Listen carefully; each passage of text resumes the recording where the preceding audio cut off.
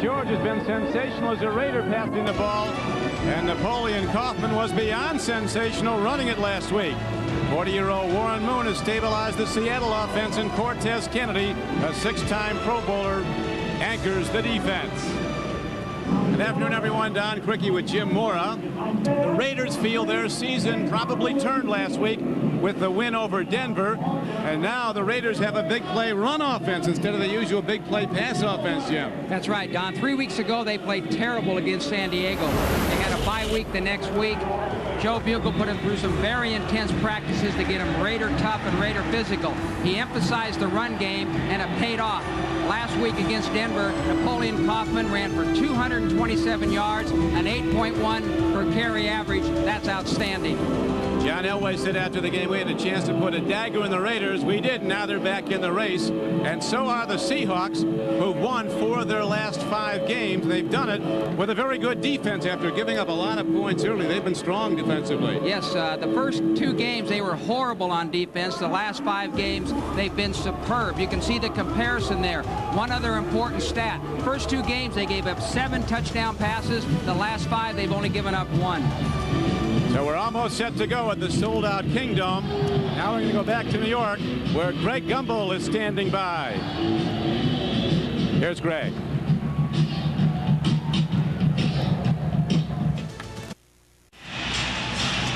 We're back at the sold-out Kingdom, where the decibel level can hit record numbers. And now let's take a look at Jim Mora's matchups. Well, Steve Wisniewski's got to block Cortez Kennedy today if the Raiders are going to run the football. The Raiders played tight man-to-man coverage with Lewis and McDaniel. Galloway and Pritchard have their hands full. Walter Jones is playing extremely well as a rookie. He'll have his hands full with Anthony Smith today as the defensive right end. Joe Bugle, the man who now leads the Raiders, they have such confidence in him after those brutally disappointing losses, 2 one-point losses and a 3-point loss in overtime. They say Bugle's held them together. They're going to make a run at the playoffs, and Dennis Erickson's team is. Here's a guy whose club was blown out the first 2 weeks. Now they've come back to win 4 of 5. The Seahawks kick off, and the ball is taken by Desmond Howard, the MVP of the last Super Bowl. And Howard breaks it across the 20 and is taken down at the 22-yard line. And there, Jeff George and the Raiders will go on offense. What a year he's having, his first as a Raider, a quarterback rating of 100. He's thrown for 16 touchdowns, just 4 interceptions. Probably, Jim, the best free agent acquisition of this past year. No question about it. He's had a great season so far. Marlowe's playing very well at left tackle. So is Lester Holmes, able to pull. Wisniewski's been a Pro Bowler at guard. Hoffman's the guy to watch. He got a huge ovation when he was introduced. He, of course, was a star at the University of Washington as a collegiate. Napoleon Kaufman. And he starts out the game running the ball. And Kaufman, who's averaging 5.6 yards every time he runs it this year, is taken down after a gain of about 3. As we look at the Seahawks on defense, they've really tightened it up. The play of 300-pound tackle Sam Adams has helped a lot. A former Oregon Duck, Matt LaBounty's played very well at defensive end. Tez Kennedy is always good. Linebackers are solid. Shad Brown has been a standout. Sean Springs, a rookie from Ohio State, 3rd player picked in the entire draft. He's been good at cornerback, maybe the toughest position on the field to play other than quarterback. On 2nd down and 7, it's back to the run. Hoffman takes it to about the 27-yard line, where he's taken down by Cortez Kennedy. Well, the Raiders felt like they wanted to come out and be physical and run the football. They also felt like they needed more balance. Last week they ran it a bunch. This week they needed to throw it a little bit more, but their first 2 plays, they've come out running the football with Kaufman right up the middle. Now they go to a bigger set. 4 wide receivers, actually 3. They'll have a double tight end formation. A lone running back, that's Derek Fenter, on 3rd down and 5. Opening drive, George backpedaling, stands in. They'll get him back at the 16-yard line. Sam Adams, who can be great on occasion and take some plays off. That time he was great, Jim. As you said earlier, Don, those 3 defensive tackles that they play with Cortez Kennedy, Adams, and Salamiu are very, very important to that defense. You got a great push there from number 96, Cortez Kennedy. Went right up the middle, pushed that offensive line back, and made the sack. Really ran right over Lester Holmes. So now the Raiders will be forced to punt from deep in their own end as their punter. Araguz is back inside his 5-yard line. There is Ronnie Harris ready to run back the punt. A good punt by Araguz, driving Harris back to his 24-yard line. And Harris is out close to the 32. And there Seattle goes on offense, 1st and 10. With Warren Moon at quarterback, soon to be 41 years old. November 18th, Warren will turn 41. That was a 57-yard punt by Araguz. Walter Jones, a first-round draft choice from Florida State. His coaches say he's playing as well they feel as any tackle in the league as a rookie. Broussard's a breakaway guy, averaging 9.1 yards a rush for the season. Galloway, the deep speed. Pritchard, former Colorado standout, is in the lineup along with James McKnight.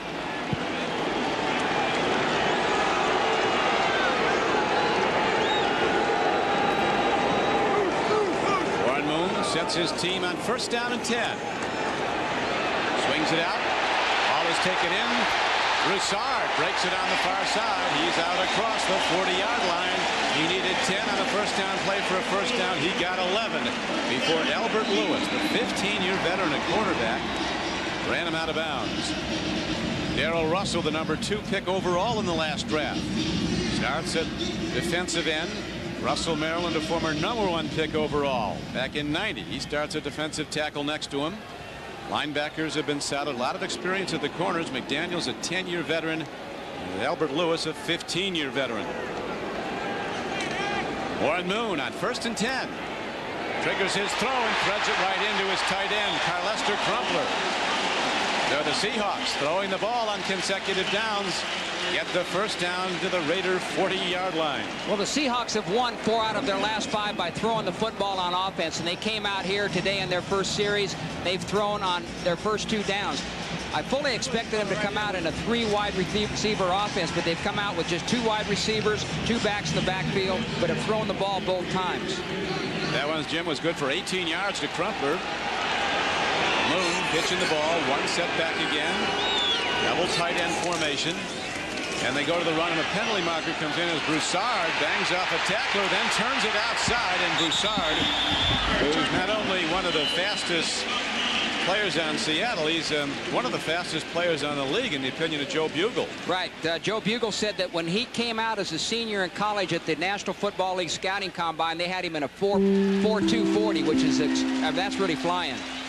Now, some people think that he's a small back. You know, he's short, but he's not small. He's 5'7", but he weighs 210 pounds and is very powerful and very quick. And he's a great comeback story. Really turned his life around. Inspirational guy. As Ed Hockley, offside by the defense, number 96. The penalty is declined. Brings up 2nd down.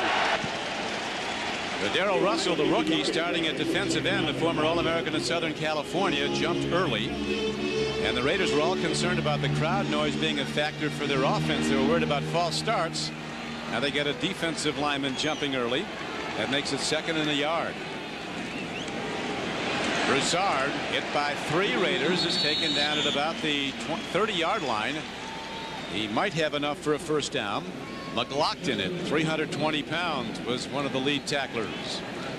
You know, Don, you were mentioning Broussard, the comeback story.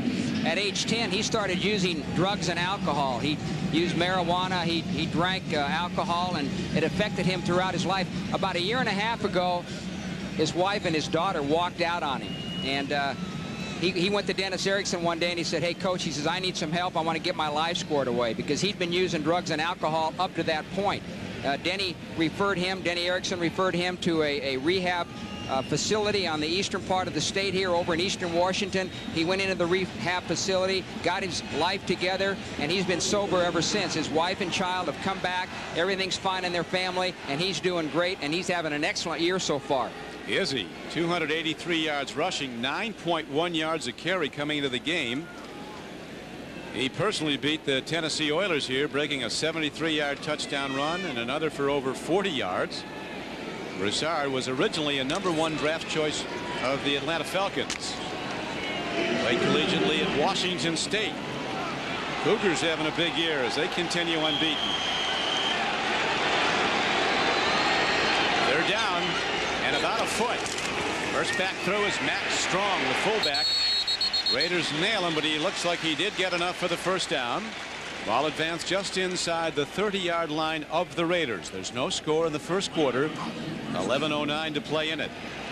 You know, a little bit more about Broussard, Don. This is the first game this year that he has started.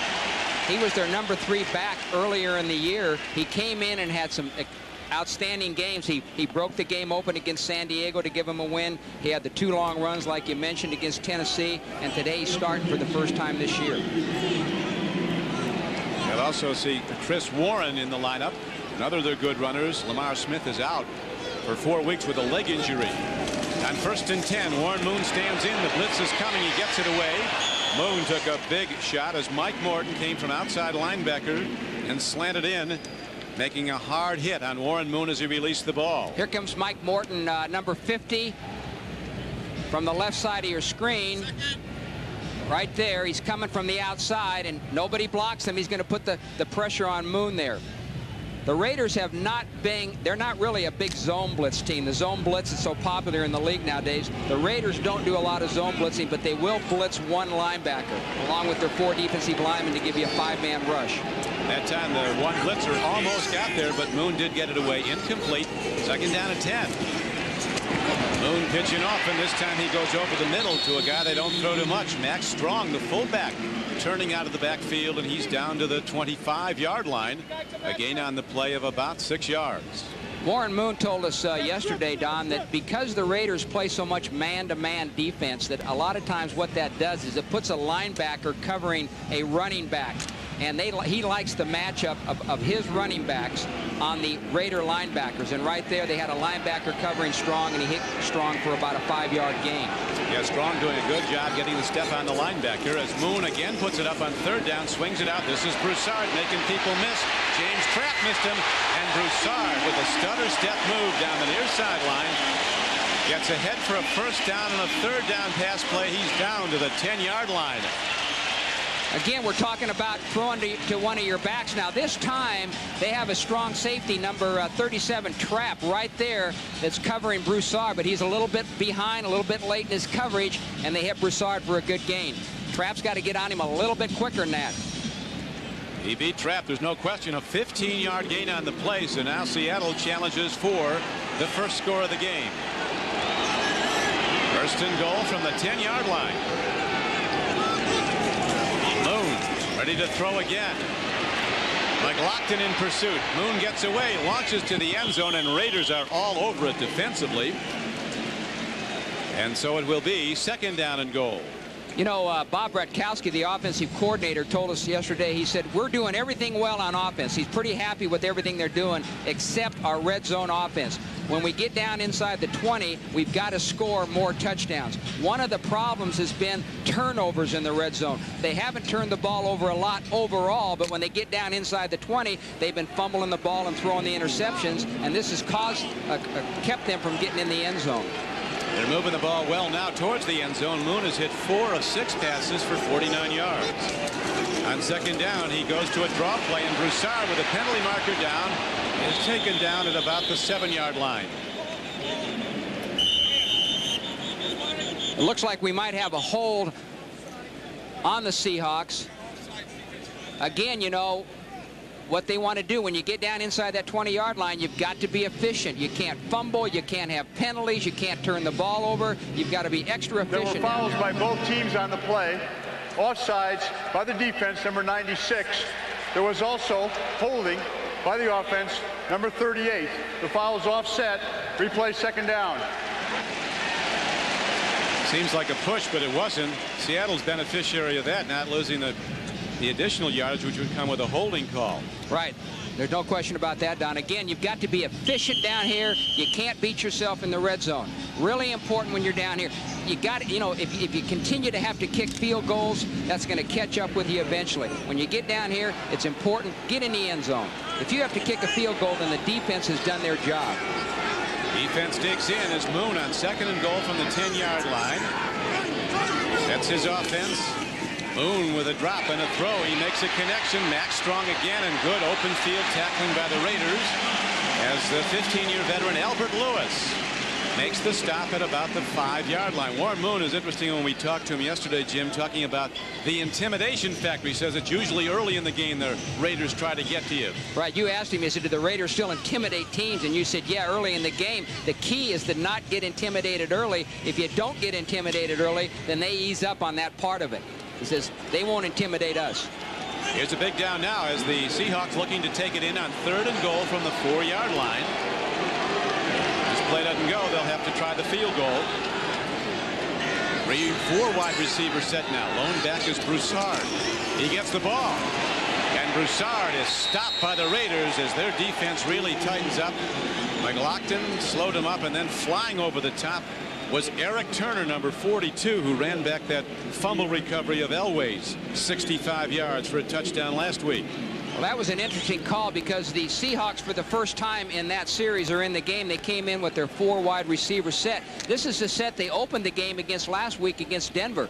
That was the first time then they, which is primarily a passing formation, and they gave the ball there to Broussard and tried to run the ball. Todd Peterson, you see, kicking well, has hit 7 of 9. This will be a 21-yard attempt, which he spins up and through the middle. So the Seahawks offense moving the ball beautifully down the field. Then the Raider defense tightens, and Seattle comes out of it with a field goal to take a 3-0 lead. It looks like the Seahawks. Here's a on the running play. Now, the guy that does a good job right there is number 91, Chester McLaughlin, the tackle that always lines up on one of the guards. You see him right there. He'll flop from either the left guard or the right guard. Russell Maryland, number 67, will always line up on the center. That time, McLaughlin did a great job of playing the block, the head of the block, starting to the left, coming off the block, and making the tackle for no gain. Chester McLaughlin is a player that has a tremendous amounts of ability. There's been some criticism of him of not using that ability all of the time, being a little bit inconsistent. Last week, I believe he played his best game of the season against Denver. He hustled every play. He was all over the field, made a lot of big plays, which he is capable of doing when he plays hard. He's a tremendous athlete. Warren Moon called him a sleeping giant. When he's ready to go, he said he can be a difference maker. Warren Moon takes a seat as Al Davis looks on after making some great free agent acquisitions. Jeff George, there's a lot of criticism of the Raiders for picking up George, but the guy's been an all-pro quality quarterback this year. He's played well, and he's been a real good addition to the football team. And talking to the Raider coaches and the other Raider players, they all like his leadership, his team-type attitude. He's been everything that they thought that he would be when they signed him. Another kickoff and another return by Desmond Howard, who opened the game. You'll remember this time Howard breaks it for the moment. He gets across the 25-yard line and out to the 27. Follow the NFL season online at NBCSports.com. This week our poll asks, who looks like Coach of the Year at the halfway point of the season? Plus, insider Gil Brandt picks his biggest plays of the season and takes an early look at candidates for Rookie of the Year. It's all at NBCSports.com. How about it, Coach Morrow? Who do you look to as a possible coach? A lot of good candidates this year. Well, the 3 top candidates to me are Jim Fossil with the Giants, Tony Dungy with Tampa Bay, and Bill Parcells with the Giants, or with the Jets. And my pick would be Jim Fossil. I'd vote for him. He's done a terrific job. They were leading the last we checked. Here is a throw to Tim Brown, his first catch of the day. The all-pro receiver who has been brilliant season after season. That was his 43rd catch of this year, knocked out of bounds by Darrell Williams. There's Tim Brown right there. Now, one of the things that Jeff George told us yesterday, he says, because we ran the ball so effectively last week against Denver, we feel that the Seahawks will really be playing the run on defense. So what we're going to do is use more play-action passes where we fake it a run to the running back and then throw the football, and that's what they did there. Rarely do you see two teams as emotionally charged as these two teams were when we met with them yesterday. They're looking on this almost like a playoff game. Here's a breakaway run. Napoleon Kaufman. The race is out. He's going to win it. Into the end zone goes Napoleon Kaufman, and the Raiders take the lead. But there is a penalty marker down.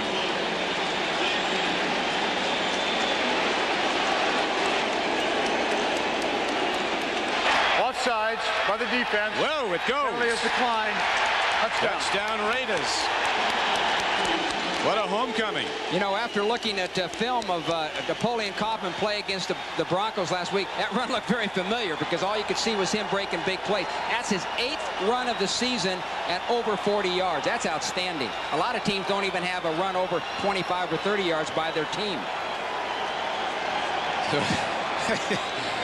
Al Davis into Al's right, to our left. Al Locasale, the longtime Raider executive, who talked yesterday about the difficulty when this crowd gets into it here. He said it's a 12th man unlike no others. That's right. He said Denver's probably rivals it. The crowd can be a huge factor here as Cole Ford hits the point after, and the Raiders hit the big play and take the lead 7-3.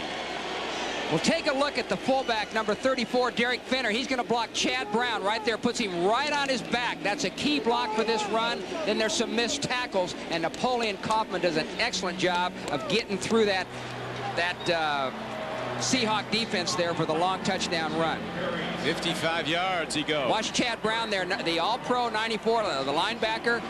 Great block by Finner. Good blocking there by everybody. Watch number 82. James Jett there, the receiver. A lot of times when backs break long runs for touchdowns, it's because the wide receivers get downfield, block secondary people, and that springs the running back for a long gain.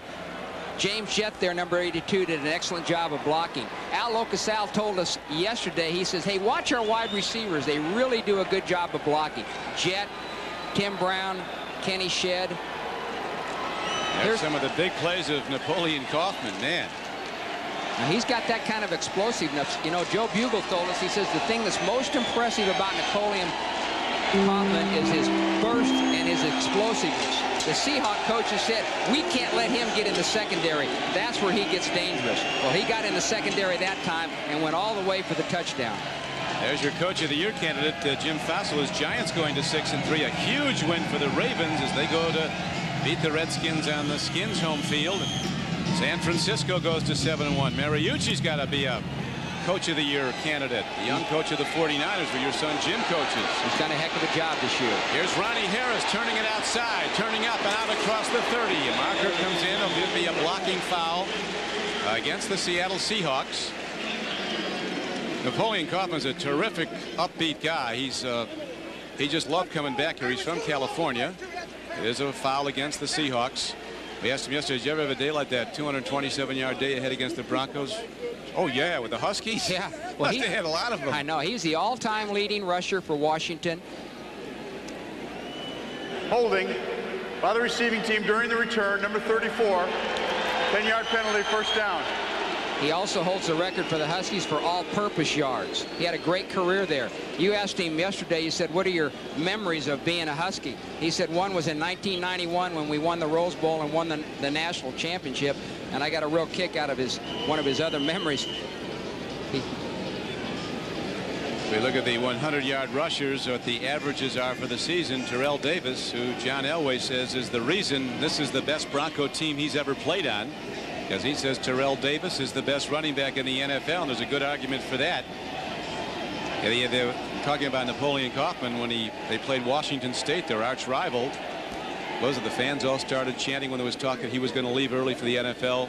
One more year. One more year. The last 2 minutes of the game, he said it really got him excited, and he stuck around for his senior year and had a heck of a senior year. Was a #1 draft pick by the Raiders.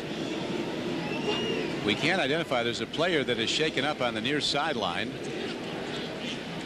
It looks like it's a Raider, and good to see he's up. Dan Land, a top special team player. Looks like he banged up an arm or shoulder as Dr. McLaughlin checks him out.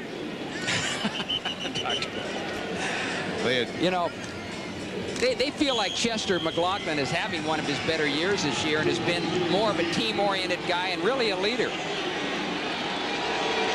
He's not in the lineup. No, he's not in the lineup. He was earlier. Here's a big play in the backfield.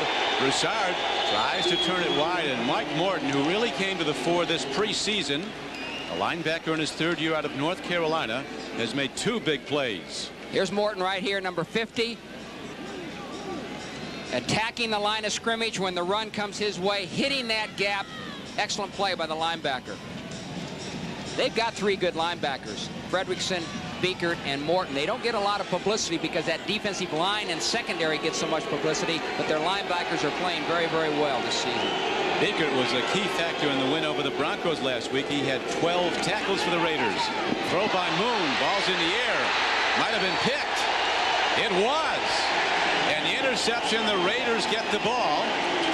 Lorenzo Lynch made a play on the ball after it was tipped. And Lorenzo comes off the field with the ball, and the Raiders all of a sudden have turned this game. Albert Lewis is covering Mike Pritchard right there, man for man. He gets his hand on him a little bit. Pritchard tries to run a little slant route, but it's number 23, not Albert Lewis. It was Lionel Washington. Lionel Washington. Knocked the ball free, and Lorenzo Lynch who picked it off. Very good man-to-man coverage there by Washington. Good as it gets. Well, he's been around a while. Another longtime veteran. The Raiders secondary is full of longtime veterans. Jeff George pitches back. Here's Napoleon Kaufman. Got his wind on the sideline, and he breaks it inside the 20-yard line and down to the 18. Where he's taken down by cornerback Willie Williams and by number 94 Chad Brown. Kaufman already building the numbers, Jim, early in this game. 4 carries, 64 yards. That'll do it. That's right. Joe Bugle wants to get him the ball 25 times a game. He's got it 4 now, about almost a little more than halfway through the first quarter. So if they can get a lead now, they'll just keep feeding him the ball. He might make 200 yards again this week. He's not big at 5'7", 185, but he's very strong. Bench presses over 400 pounds, does Napoleon Kaufman. Jeff George stands in, swings it out to Kaufman, and a tremendous tackle by the middle linebacker. Actually, the ex-Raider Winston Moss comes and gets him, and another marker's down at the line of scrimmage. Winston Moss, who was a Raider for 4 years, left as a free agent. He almost couldn't express himself. He was so excited about going against the Raiders today. Really excited because he was going against his former teammates for 1, and he said 2, we're going to have a sellout. The city's excited. The team's excited. He says we're going to be fired up today. If ever a guy walks into a room looking like a football player, it's Winston Moss. He passes offside the by the defense. 5-yard penalty, repeat, second down. So Dennis Erickson says some things he didn't like. Could have been Sam Adams, 98, who jumped. Right there, the left tackle. A little bit early there. You can't make mistakes now. You can't lose your poise. One thing the Seahawks can't do is lose their poise against this Raider team. One of the reasons they're jumping offside like this, they might be a little bit too fired up for this game.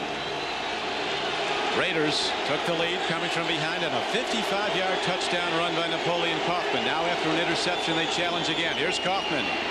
And rides the wave over the top into the left side of the Seahawk defense, where middle backer Dean Wells, one of the best players, although he doesn't often get the public credit, on the Seattle defense out of Kentucky. It's a good short yardage run there by the Raiders over that right side. Again, Napoleon Kaufman, not big at 185 pounds, but powering up in there for a first down. Very strong player for his size. Very strong. Jacksonville and the Steelers scoreless, playing for first in the AFC Central. Tennessee a leader at Arizona.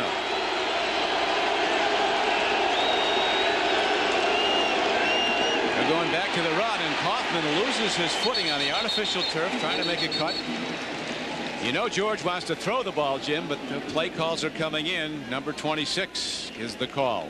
Well, this is the counter play, pulling Wisniewski, the left guard, on the defensive end, Sinclair. Joe Bugle told us yesterday that's the play, that's the running play that the Redskins ran so effectively back in the days when they were going to Super Bowls. And Coach Bugle was telling us how against San Diego in the Super Bowl that the play had, I'll finish it here in just a minute when this play's over. Could see the play again on second down.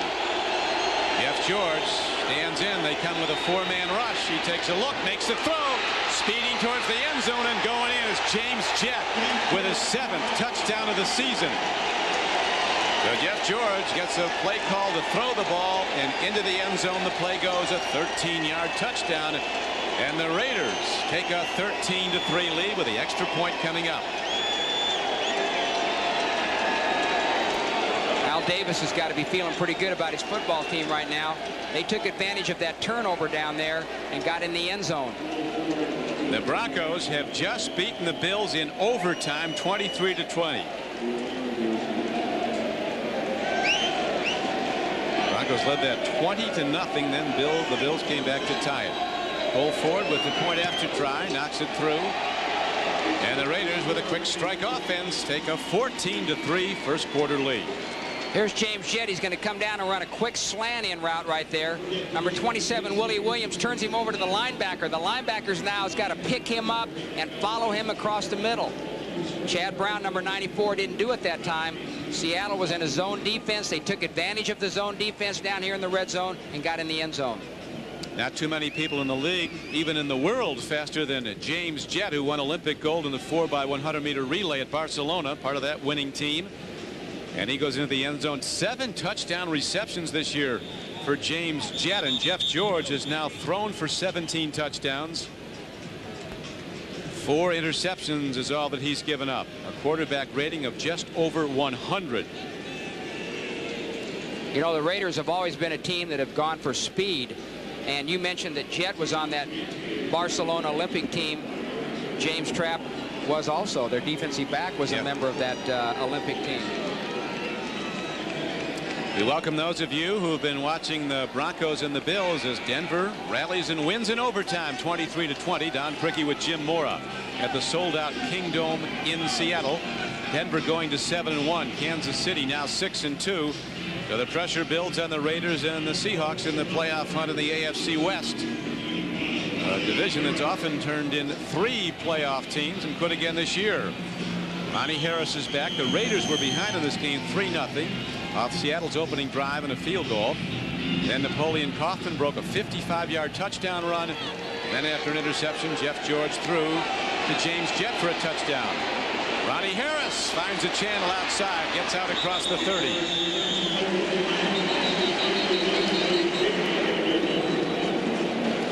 Napoleon Kaufman breaking a touchdown run to open the scoring for the Raiders after they trailed 3-0. Well, you get good blocking there by the left side of the line. Harlow and Wisniewski, and a great block by the fullback Derek Fenner. And of course, Napoleon Kaufman uses that great speed and burst to take it the distance. So Seattle moved the ball impressively down the field, primarily on Warren Moon's throwing, who hit 4 of 6 for 49 yards in the opening drive that led to the field goal. Now misfiring. An interception, a series of penalties, and the Seahawks find themselves set back to their 22-yard line. One of the things you want to do, Don, when you come into a hostile environment with a sellout stadium is try to take the crowd out of the game early. And one of the ways you do that is to score 2 touchdowns in the first quarter. That quiets the crowd down. They've done that. Warren Moon with 3 wide receivers in the game. Again with double tight ends. Max protection. Tight ends in to block, and the throw is to Pritchard, who was a questionable starter earlier in the week, troubled by a knee bruise. But he practiced well the last couple of days, and he's been a very important player.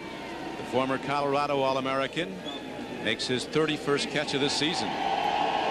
The Raiders are normally in a man-to-man type coverage with their secondary. That time they were in a zone. Warren Moon says, hey, I'm going to see mostly man-to-man. He says, because I can eat up a zone defense.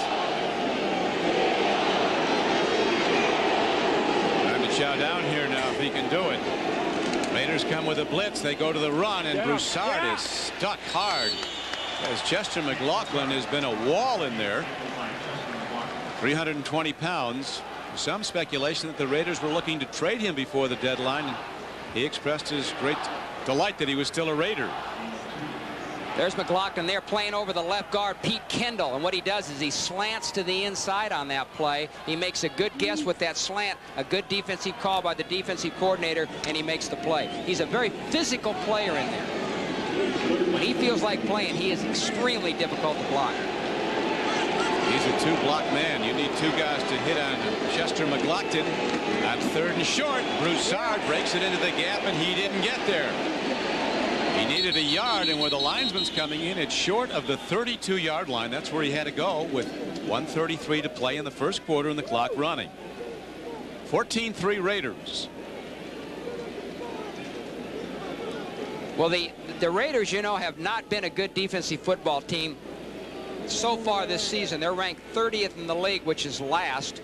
They haven't played either the run or the pass very well.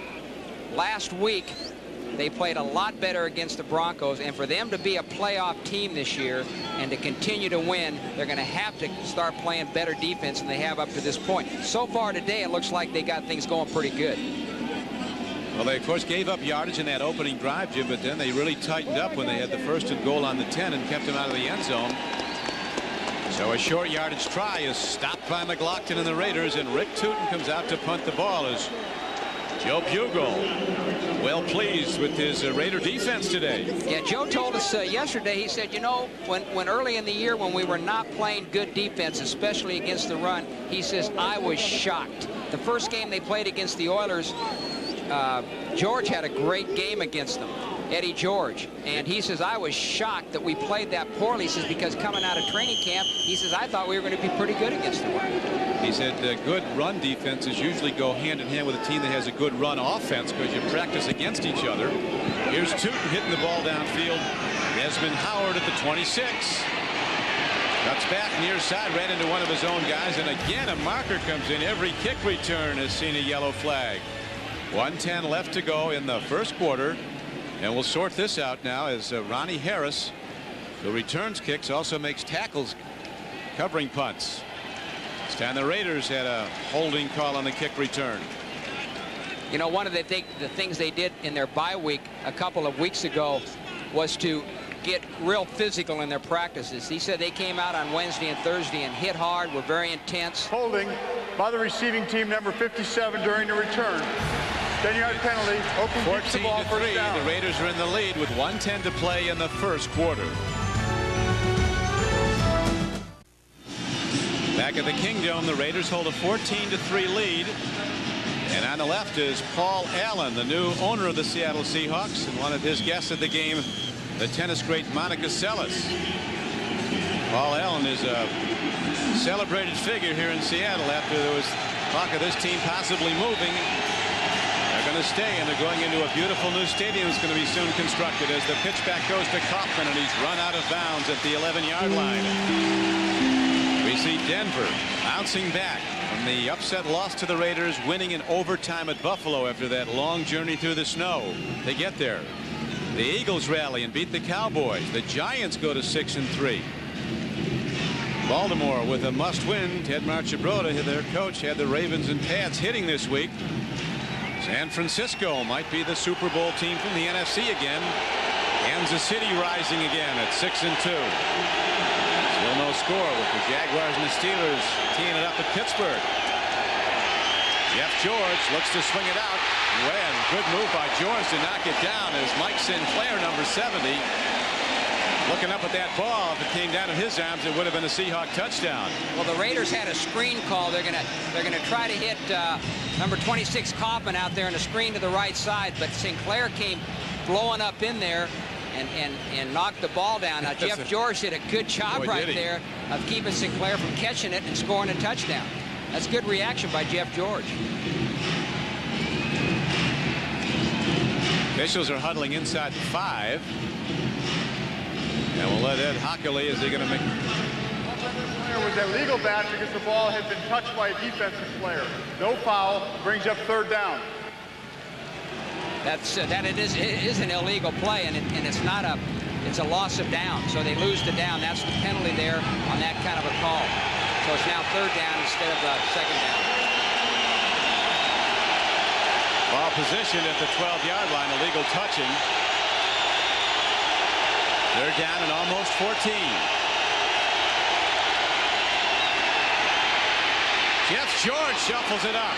And running with the ball is Derek Fenner, who gets out across the 20. And somehow salvages plus yardage on what looked to be a sack. Jeff George eluded it. Well, this is a good job by the Seahawk defense because they're just in a zone defense, and all they want to do right here is keep the Raiders from making a 1st down, picking up that 1st down. So they give up the short throw there to Fenner, come up and make the tackle. Now it's 4th and 5, and the Raiders got a punt. George comes off the field. There's Ronnie Harris going back out to return the punt for the Seahawks. Leo Araguz, very good punter. Before he can get it up, though, the clock runs out and the quarter ends with the Raiders rallying to take a 14-3 lead.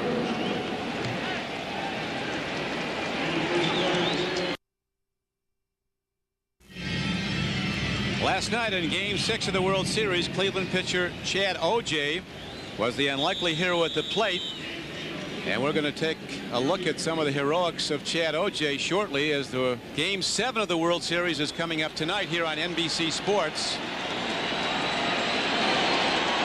Immediately following this NFL game, Araguz now ready to punt from the other end as they switch sides at the end of the quarter.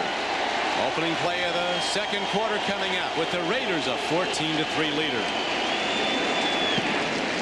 Ball's hit downfield. Harris can't get to it. Makes a hop back upfield and will carry him out of bounds at about the 42-yard line. So how about Chad Ojai, the Cleveland pitcher, the unlikely hero last night in Game 6. And he lines the ball into right field for a base hit. 1 run home. Second man being waved in. The Indians are in front 2-0. And later he would double. He figured in 3 of the Indians' 4 runs. Don't miss the do or die. Game 7 of the World Series. It comes up next here on NBC. Warren Moon said his first game when he came down from the Canadian Football League to the Oilers was against the Raiders, and he said he watched the game films and counted every one, and they hit him 20 times in that game. 20 hits, he said he got. Look at that arm by Moon, right on target. There's a flag coming in here because the defender was not looking back. The Seahawks are targeting Perry Carter. No question, Jim, it was a defensive foul because he wasn't looking back. That's right. As long as the defender looks back for the ball, if contact is made, they're not going to call it. Galloway had good position there on Carter. Carter's a guy that doesn't normally start for him, but he's playing a lot at left corner today. And Galloway runs right by him right there, has about 2 steps on him, and Carter's got to. What happens right there is the ball is underthrown. A lot of times when the ball is underthrown, the defender who doesn't see this happen runs right into the receiver, and that's what happened right there, and they call pass interference. 33-yard penalty call on the play, and that gives the Seahawks the ball on the 26-yard line. Moon fires again. James Trapp, the strong safety, got a hand on the ball. He was looking at Joey Galloway. He's been troubled by some injuries, but Joey Galloway can run away from any defender. Well, you know, the Seahawk receivers have been pretty banged up all season. Galloway's been hurt. Richard's been nursing a sore knee. Brian Blades has been nursing a sore knee. And they're carrying 6 receivers on the active roster today because they play a lot of 3 and 4 wide receiver sets, and they need the extra players because these guys are a little bit banged up. They're going to a 3 wide receiver set here on 2nd down and 10. Seahawks with the ball, trailing 14-3. Moon stands in against a blitz, goes to the end zone, and the coverage is perfect. Perry Carter that time shielded Mike Pritchard away from the thrown ball. Incomplete. You'll see Albert Lewis right there, number 29. He's going to come on a blitz. They picked up the blitz and did a nice job. Pete Kendall, the left guard, came out there and picked up Lewis and gave Moon time to throw. They blitzed 2 guys that time along with their defensive linemen. All 6 players were picked up by the Seahawks. Good job there of pass protection. A big down comes up now for the Seahawk offense. 3rd down. They need 10. They've got to try a long field goal. Warren Moon from the shotgun. All-out blitz. He swings it out, gets his man Broussard, but he did not get the first down. He did get it down to the 22-yard line as McLaughlin had the pressure coming on Moon up the middle. That time they blitzed Fredrickson, Don, and he was not picked up. Put a little bit of pressure on Moon there right up the middle. Moon had to get rid of it quickly to the running back. He caught the ball but didn't make the first down. A lot of teams now dropping defensive linemen back in pass coverage, short zone coverage, when the teams go to the blitzing linebackers and safeties. Joe Bugle thinks the whole thing's swinging back to the days when teams ran the ball. And they see all these different gimmick defenses. That's when teams start to run again. That's right. 40-yard field goal. Todd Peterson's 2 for 2, and the Seahawks inch closer, down by 8. Napoleon Kaufman, a difference maker last week against the Broncos, was a difference maker earlier in this game with a 55-yard touchdown run to open the scoring for Oakland. 7 carries for 62 yards, almost 9 yards a carry. As here is the kickoff, hit downfield. Desmond Howard from 2 yards deep will take it out. Looks for a gap. And the Seahawks come slicing in, get the angle on him, and really make a hard pop at the 20. The NFL on NBC is brought to you by Oldsmobile and your local Oldsmobile retailers. By Gateway 2000 Direct Personal Computers. And by the Principal Financial Group for over a century. Your edge in retirement, insurance, and investment products. Jim, you lived in Seattle for 4 years when you coached at University of Washington. Beautiful place. Right, it's a beautiful city. I was here for 3 years with the Huskies and then 4 years with the Seahawks. Of all the places we've lived, this is my wife's favorite city. It's a great city. Jeff George play fakes. He throws and gets an open man. Look at the catch by Tim Brown. Darrell Williams drilled him, but Brown, going high in the air, comes down with the ball. He was a tremendous high school basketball player, Tim Brown, in Dallas. Again, the Raiders are using that play-action pass to hold those linebackers. Now, George gets it up a little bit too high, and anytime you get that ball up too high, your receivers, when he goes up for the ball, you expose him to the great hit there that he got from Darrell Williams. Only the guys with the great hearts go up and take those in the teeth of the defense. He knew he was going to get popped. Tim Brown, the Heisman Trophy winner from Notre Dame, now an all-pro receiver for the Raiders as they hold to a 14-6 lead. George again play faking. Downfield he goes. Tim Brown again running free in the secondary, and he's all the way out to midfield. A gain on the play of 17 yards and a first down. Well, what the Seahawks are doing, you're going to see one of their defensive backs come up in the box right there, Benny Blaze. Now he's up there to play the run. So when they do that play-action fake and fake the run, it draws him up into the line of scrimmage along with the linebackers, and it frees up that intermediate zone area there for Brown to make the catch. You've got the deep defenders playing deep. The underneath people suck up with the run. It really gives you an open spot right there. Jim Brown with his third catch for 45 yards. Again the play fake. George steps in. Home run ball. Man is there. James Jett, the fastest Raider, couldn't quite get to it. Well, that time they came with the play-action fake again, and instead of trying to hit somebody in the short or intermediate area, they're going for the home run right here. You can see him do the run fake there to Kaufman, come back, and he's going to hit Jett right down the middle. Jett was open by 7 or 8 yards, 5 or 6 yards right there, but George overthrew him. That would have been a touchdown, easy touchdown, if he'd have thrown it to Jett. A little bit shorter. Got a feel, Jim, they're going to go back to that. Yeah, they're going to do it. They like to do that. They want to go for the home run, a bunch. Seattle defense has been buying the play fakes when he fakes to the runner and throws. Now they do run the ball, and look at Napoleon Kaufman run again. Down to the 35-yard line. Let's check out the rest of the league as we go to Greg Gumbel in New York. All right, Don, and we'll go to Three River Stadium in Pittsburgh, where Jacksonville has drawn first blood against the Steelers. Mark Brunell, 8 yards in the touchdown to Willie Jackson with the extra point. The Jaguars lead the Steelers 7-0. A lot of time left in the first half. Don? Thank you, Greg. Here at the Kingdome in Seattle, ball positioned at the 35-yard line of Seattle. The Raiders, who were behind early, 3-0, then took a 14-3 lead. Big plays by the offense and defense. Jeff George buys time with a fake again. Now he's running out of it. Lofts it downfield and does the right thing as the coverage was very good. Sam Adams was putting the pressure on. James Jett was in the area of the ball. You mentioned, Don, that they were going to go back to that long pass to Jett. They did it again right there. A couple plays later came the play-action fake, looking for Jett down the middle on the deep ball, but he was well covered that time. San Diego, they're coming off a horrendous performance at Kansas City in their last game, but that's a team you got to look out for. Ask the Raiders. They went up to Oakland and beat the Raiders 25-10 to the Chargers. Kenny Shedd now is a speedy receiver at the top of your screen. Back to the run they go, and the carry's going to be inside the 35-yard line as Dean Wells comes up and makes a hit on Tim Hall, who's in the game for his first carry of the day. I guess they're giving Kaufman a break here, a little bit of a rest. He's okay. He's down on the sideline, but they got Tim Hall in there. Normally their backup running back is Joe Aska, number 35, but that time they had Tim Hall in there as a replacement for Kaufman.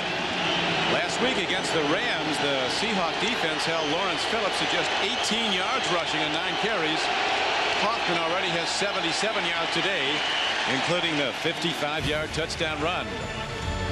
A timeout here at Seattle. The NFL on NBC is brought to you by Domino's Pizza, delivering 1 million smiles a day. Call for a hot pizza now and you'll be smiling by halftime. This is Don Criqui with Jim Mora back at Seattle. Cortez Kennedy, the 6-time Pro Bowler for the Seahawks. We talked to Tez yesterday, and he was going to take some of these Raiders out to dine last night. Right. He was a teammate of Russell Maryland at the University of Miami, the defensive lineman for the Raiders. He took Maryland, Darrell Russell, the rookie defensive lineman, and Chester McLaughlin. He took them out to dinner, and he picked up the tab. One guy he didn't take out was Wisniewski, who's blocking him on the other side. Wiz versus Tez. Now the 12th man kicks in as Jeff George does a checkoff, changes the play. Here's a blitz. Chad Brown's coming. George firing on the run, does well just to get the ball away. A safety blitz from Benny Blades, number 36 of the Seahawks. Right, Benny Blades, number 36, and number 27, Willie Williams, who's going to come off the left side right there from the outside. There he is right there, number 27, but Derek Fenner does a good job of picking him up and pushes him by George. Good rush by Chad Brown right there. There's another of the top free agent acquisitions in the offseason. The Seattle Seahawks getting Chad Brown, the Pro Bowl linebacker from the Steelers, coming in as an unrestricted free agent. The coaches say now it's like college football. You have guys for 4 years, Jim, then they leave with free agency. Yeah, it's really getting tough. I think it's tougher on the coaches than anybody else. Araguz hunts for the Raiders, hits it high, nicely done. Ronnie Harris signals for and makes a fair catch at the 10-yard line. So the Seahawks get the ball, but they'll start deep in their own end. The free agent signings of the last 2 seasons, Jeff George, Maryland and Turner have been big producers for the Raiders. Not so Larry Brown is no longer with the Raiders. They've reached a settlement. He was suspended for 4 games. They felt his practice habits were not good. And Desmond Howard has yet to show any huge plays. The Super Bowl MVP. That could come at any time. And the Seahawks have done very well also in free agent signings as Moon throws downfield. The ball's on the field. That was a catch. They're ruling it now. They're waving it up. It looked like he had it as Eric Turner, who picked up a fumble and ran it back 65 yards last week against Denver, thought he had another. James McKnight had the ball for a moment, Jim. Right. I'm a little bit surprised that the Seahawks are not playing more with their 3 wide receiver and 4 wide receiver sets that have been so successful for them here in recent weeks.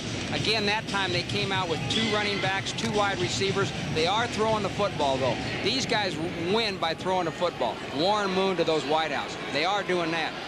And a good call by the official as he did not get both feet down in possession. Did not fully have possession, so it's an incomplete pass.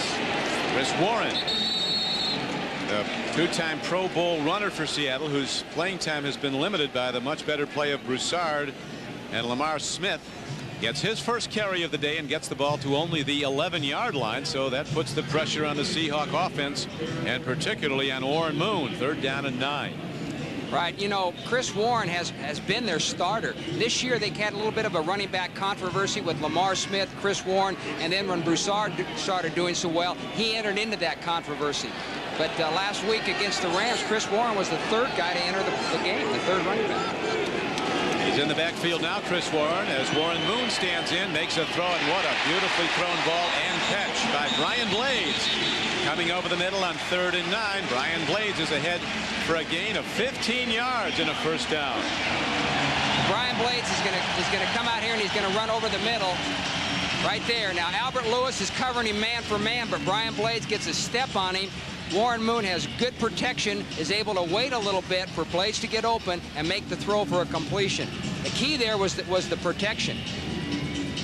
Yeah, Moon had time to trigger it. They talk about the 3 qualities of a quarterback: being able to get rid of it quickly, having something on it when you throw it, and then being accurate. For all these years, Warren Moon has demonstrated all three attributes of a top passer. One of the top passers in the history of the league as Joe Galloway is on the run. A foot race is on. Eric Turner trying to court him off. They finally get him, but not till he gets down to the 30-yard line. So the fastest Seahawk shows his stuff. You're going to see Galloway come from the left side of your screen right there and take the handoff from Moon. Galloway is the guy that the Seahawks normally run their reverses to. They like him doing that. They normally do it about one time a game. The Raiders said, hey, he's the guy we got to watch for reverses. That time they didn't do a very good job of watching him. They weren't ready. They got sucked in. The longest play of this game for the Seattle Seahawks, who trailed the Raiders 14-6, a 44-yard play on the game, 44-yard gain. And now Ed Hockley, the referee, wants to take an official's timeout as the ball is positioned at the 30-yard line of the Raiders, holding to an 8-point lead. And it's Erickson's team going to a very diverse system of play calling also, Jim. Right, and you know, they got to do that. Again, like I said earlier, I'm a little bit surprised that they haven't come out and shown that 3 wide receiver, 4 wide receiver set against the Seahawks. You spread against the Raiders. If you can spread the Raiders out by deploying those wide receivers, it makes it a little bit easier to run the football. A game of momentum swings. Opening kickoff taken by the Seahawks. They moved the ball down the field and kicked a field goal to take a 3-0 lead. Raiders came right back on a 55-yard touchdown run by McCallum, or by Napoleon Kaufman, as the handoff goes to Chris Warren, and he's inside the 30 down to the 28-yard line. And there's a gain of only 2 yards on the play with 8:15 to play in the half. The Raiders, as we mentioned earlier, the Raiders have had a difficult time this year stopping the run. Their run defense is ranked 28th in the National Football League. Today they're doing an excellent job. I think those intense practices that they had during that bye week where they emphasized running the football, stopping the run, has helped them both offensively and defensively. Team rushing for Seattle, 10 rushes for 58 yards. One was the 44-yard gainer. Here's a throw to the end zone. And it's off the fingertips of the intended receiver, James McKnight. Another very fast Seahawk running the fly on the far side. And the 10-year veteran McDaniel right with him. Yeah, McDaniel does a nice job right there. See him look back for the ball. As long as you look back for the ball and you make contact with the receiver, and as long as it's not really a drastic type contact, grabbing him or pulling him down or something like that, they're not going to throw the flag. And that's something you can coach a defender to do. You see a lot of defenders, they don't look back for the ball. You got to be coached to do that. They talked yesterday, Jim, also about how athletic the veteran corners are for the Raiders, the great feet they have. Very tough to make a move on him and beat him as Moon stands in, throws near side, timing throw, well done. The ball is taken in at the 18-yard line by Joey Galloway, who took his defender deep and then came back at the ball. You know, Bob Bratkowski, the offensive coordinator, told us that Warren Moon's timing on throws like this out route to Galloway, is as good as any quarterback he's ever been around. And he says what Warren Moon does, he works extra with the receivers. After practice, he'll grab a guy like Galloway and he'll say, hey, let's work on that out route 4 or 5 times. Let's spend some time with it. He works on that timing, and it's paying off. Jacksonville building a 10-0 lead in the first half at Pittsburgh. On first down, Moon stands in, throws it, and gets his man. Running back Chris Warren, head down. He takes on a tackler. And Chris Warren is down to the 8-yard line on a first down play. He got almost 9.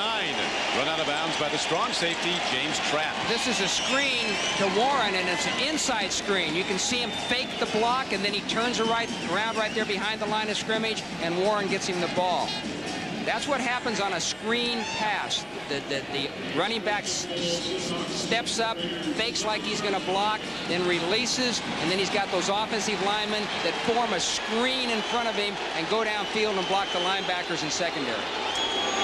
And it is a first down, first and goal at the 8-yard line. Down by 8. Moon faces a blitz, makes the throw. It's knocked around and almost picked off. Albert Lewis had a hand on the ball. The pressure again came from the outside linebacker, number 50, Mike Morton. Right, number 50, Mike Morton, is going to come from the outside there from the right side of your screen. Again, he comes untouched. Nobody blocks him, and Moon has to hurry the throw. Here he comes right there. Nobody blocks him. He came inside the defensive end, number 94, Anthony Smith.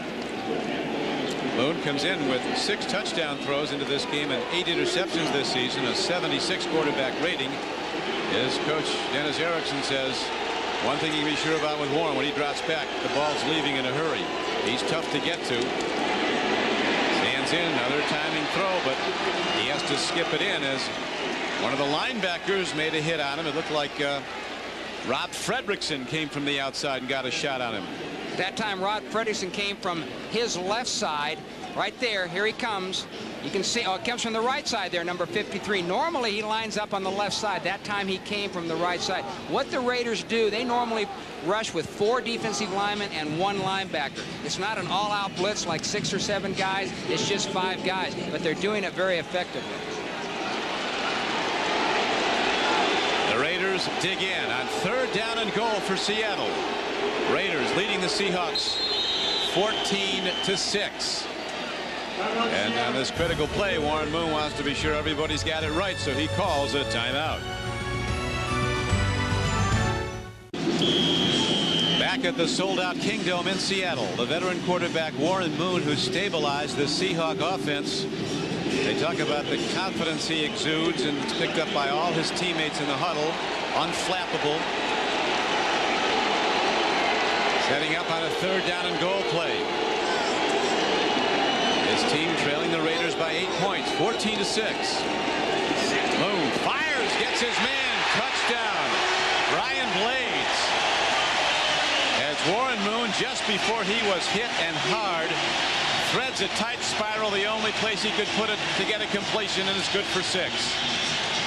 It looks like, Jim, they're going to go for 2. Right, that time the Raiders just came with a 4-man rush. They were trying to double Blades there with number 42 Turner and 29 Albert Lewis. And what he did a lot of times when you double a guy from the inside and the outside, he just kind of stopped in between both of them, and Moon hit him with the touchdown. So the ball now positioned at the 2-yard line for the 2-point try. Dennis Erickson, who knows about winning, coaching 2 national championship teams at Miami of Florida. His team destroyed the first 2 weeks of the season, both at home, first by the Jets, then by the Broncos. Everybody thought this season was a wipeout, and now they've come back to win 4 of their last 5. And if this play hits, they will tie the Raiders at 14 all.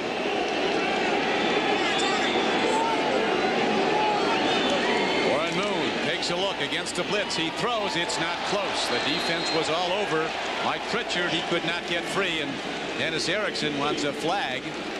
Looked clean from up here, though. It looked clean from up here, and I think the thing that the Raiders are doing well, they're getting a good pass rush today on Warren Moon, especially up the middle from their defensive tackles.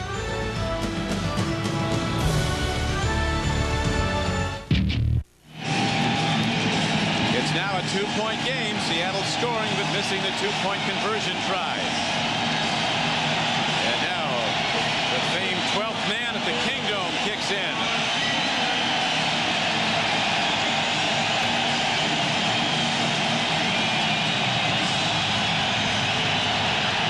The high spinning kick hit downfield to Desmond Howard from the 7. The 20 breaks the gap for the moment and gets to the 25-yard line. And let's watch now, Jim Mora, the Blades touchdown catch. On the touchdown play, Eric Turner and Albert Lewis are supposed to double Brian Blades. Turner takes him if he goes inside. Albert Lewis takes him if he goes outside. But what he does, he just goes down and he hooks up in the middle of both of them, and Moon hits him with the touchdown pass. There it is, easy as that. But the 2-point conversion try was not good. So the Seahawks scoring on that, their first touchdown and 2 Peterson field goals. Raiders had scored on the Kaufman run. They're 55 yards, and now the handoff is to Napoleon Kaufman, and he is out to the 26, and that is all. He got a yard as he is knocked down. So both these teams riding a wave of emotion coming in.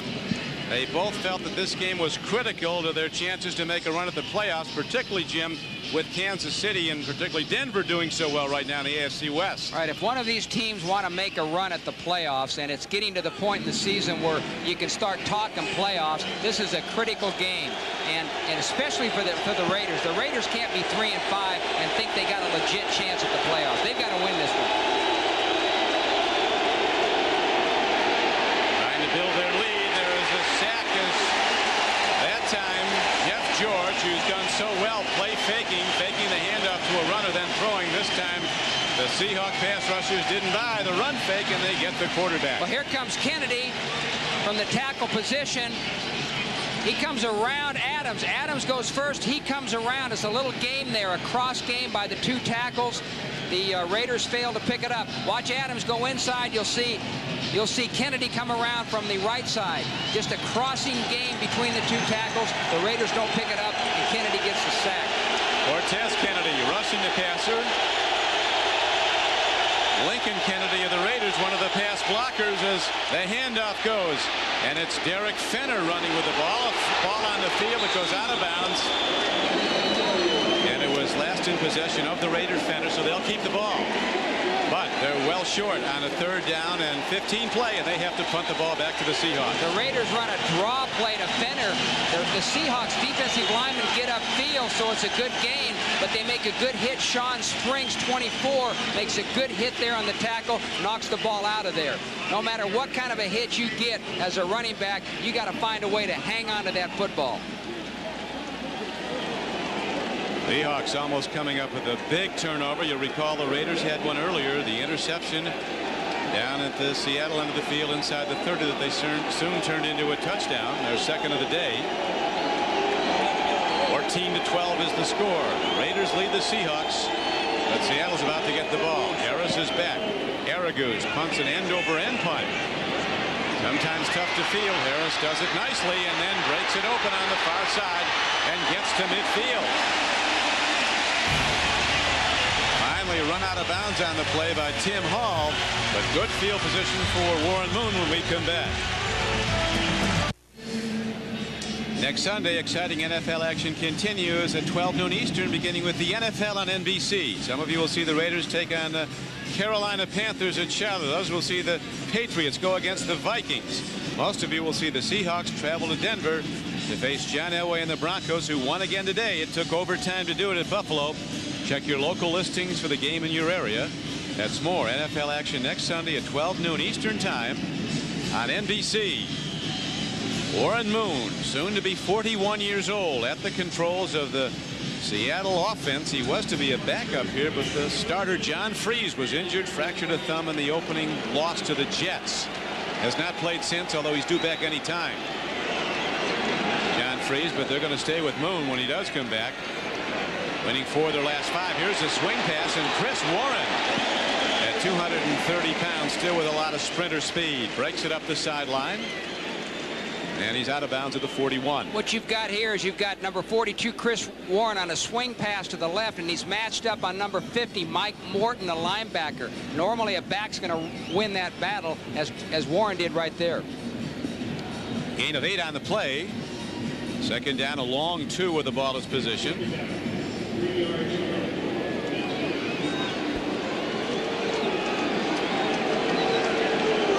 Double wide receiver set to the far side. Now they bring a tight end in motion.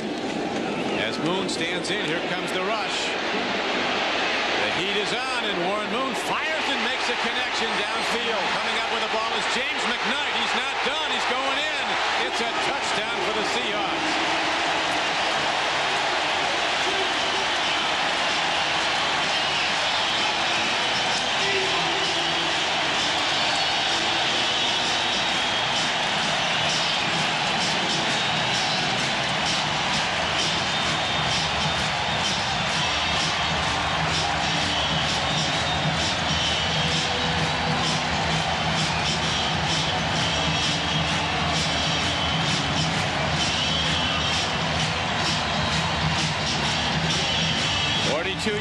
A touchdown play, and the Seahawks take the lead 18-14, and they'll again, Jim, try for 2. That's right. They're going to go for 2 here. They want to tie it up. They're down by 2. If you look at your chart, which most coaches use for trying to make a decision as to whether to go for 2 or go for 1, most coaches have a chart. Okay, in this situation, if you're down by so many, you go for 1. If you're up by so many, you go for 2. When you're down by 2 in this situation, the chart says go for 2. The Seahawks are doing it. That little hook pattern they scored the touchdown a moment ago on Blades. They're actually up now by 4, but it's the last time it was down by 2 and go for it. They're up by 4 now. The chart also says go for 2 in this situation. Coming out in a power set with triple tight ends. 2 backs. Looks like they're going to run now. They sprint 2 people out. Warren and Max Strong go out as receivers to the right. And play is whistled dead before the snap of the ball. They try to catch the Raiders in a goal line defense and get some people free as receivers. Before the ball was snapped, timeout by the defense. That's our second charge team timeout. That's what. On the touchdown play, Warren Moon does a fantastic job because he's got pressure on him from 91 McLaughlin. And there's McKnight running a deep route. He's going to do a little curl route right there. When Warren Moon starts to scramble, those receivers have to make adjustments. As a defender, you got to stay with them. It's important that you exercise discipline and stay with that receiver when that quarterback's scrambling around. That time McKnight lost Trap, the strong safety, and got free for the touchdown. Heck of a throw by Moon. There's McLaughlin beating Beatty, number 63, the right guard. Look at that throw by Moon. That's good arm strength right there. Kind of throwing across his body. McKnight made a good adjustment when Moon had to scramble. Heck of a play, especially by Warren Moon, the quarterback. Bob Bratkowski, the offensive coordinator, told us the other day, he says Warren seems to be getting stronger. He says there's no let up in the strength of that arm. And he says every week he seems to be getting stronger. He showed it there. And so did McKnight, who played at Little Liberty College for the former NFL coach Sam Ratigliano. Right. That's where Eric Green, the tight end for the Ravens, is from. Very fast, McKnight, and also very agile as he stayed in bounds and got into the end zone as for the second time in the game, Seattle goes in front. Now they'll go for 2, trying to extend the lead to 20-14. Now Moon has to burn a timeout. Well, the first time they came out and decided to go for 2, as you mentioned, Don, they lined up with their goal line personnel. They lined up with their goal line personnel, and they tried then to spread out the Raider defense and catch them off guard. So the Raiders called timeout because they weren't ready for it. That time the Seahawks came out and lined up in the spread offense, and they called timeout. Apparently they saw something by that Raider defense that they weren't quite ready for. Hey, this Tennessee Oilers team, Jim, who we've seen after a midseason slump, starting to roll again. You know, we talked earlier in the game about candidates for Coach of the Year at this point of the season. I think that Jeff Fisher at Tennessee has done an outstanding job. He's had to battle a lot of adversity down there with the move, playing the games in Memphis, practicing in Nashville. Every game is like an away game, getting on a plane every week. I think he's done a tremendous job of holding that team together and not letting those distractions bother the play of his football team. They're rallying back now. They were a winner last week decisively over the Redskins, winning again today. Now we have a 2 wide receiver set, an I-back formation as the Seahawks, after much reflection, 2 timeouts, 1 by each side, go for 2. Moon throws. It is incomplete. So it is an 18-14 score.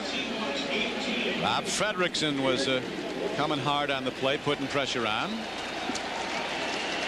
This gives us a chance to remind you that don't miss this week's Mad About You coming up on NBC. Mad about you and the Raiders mad about the way their season went earlier this year when they lost 2 games by a single point. Could have easily won both of them.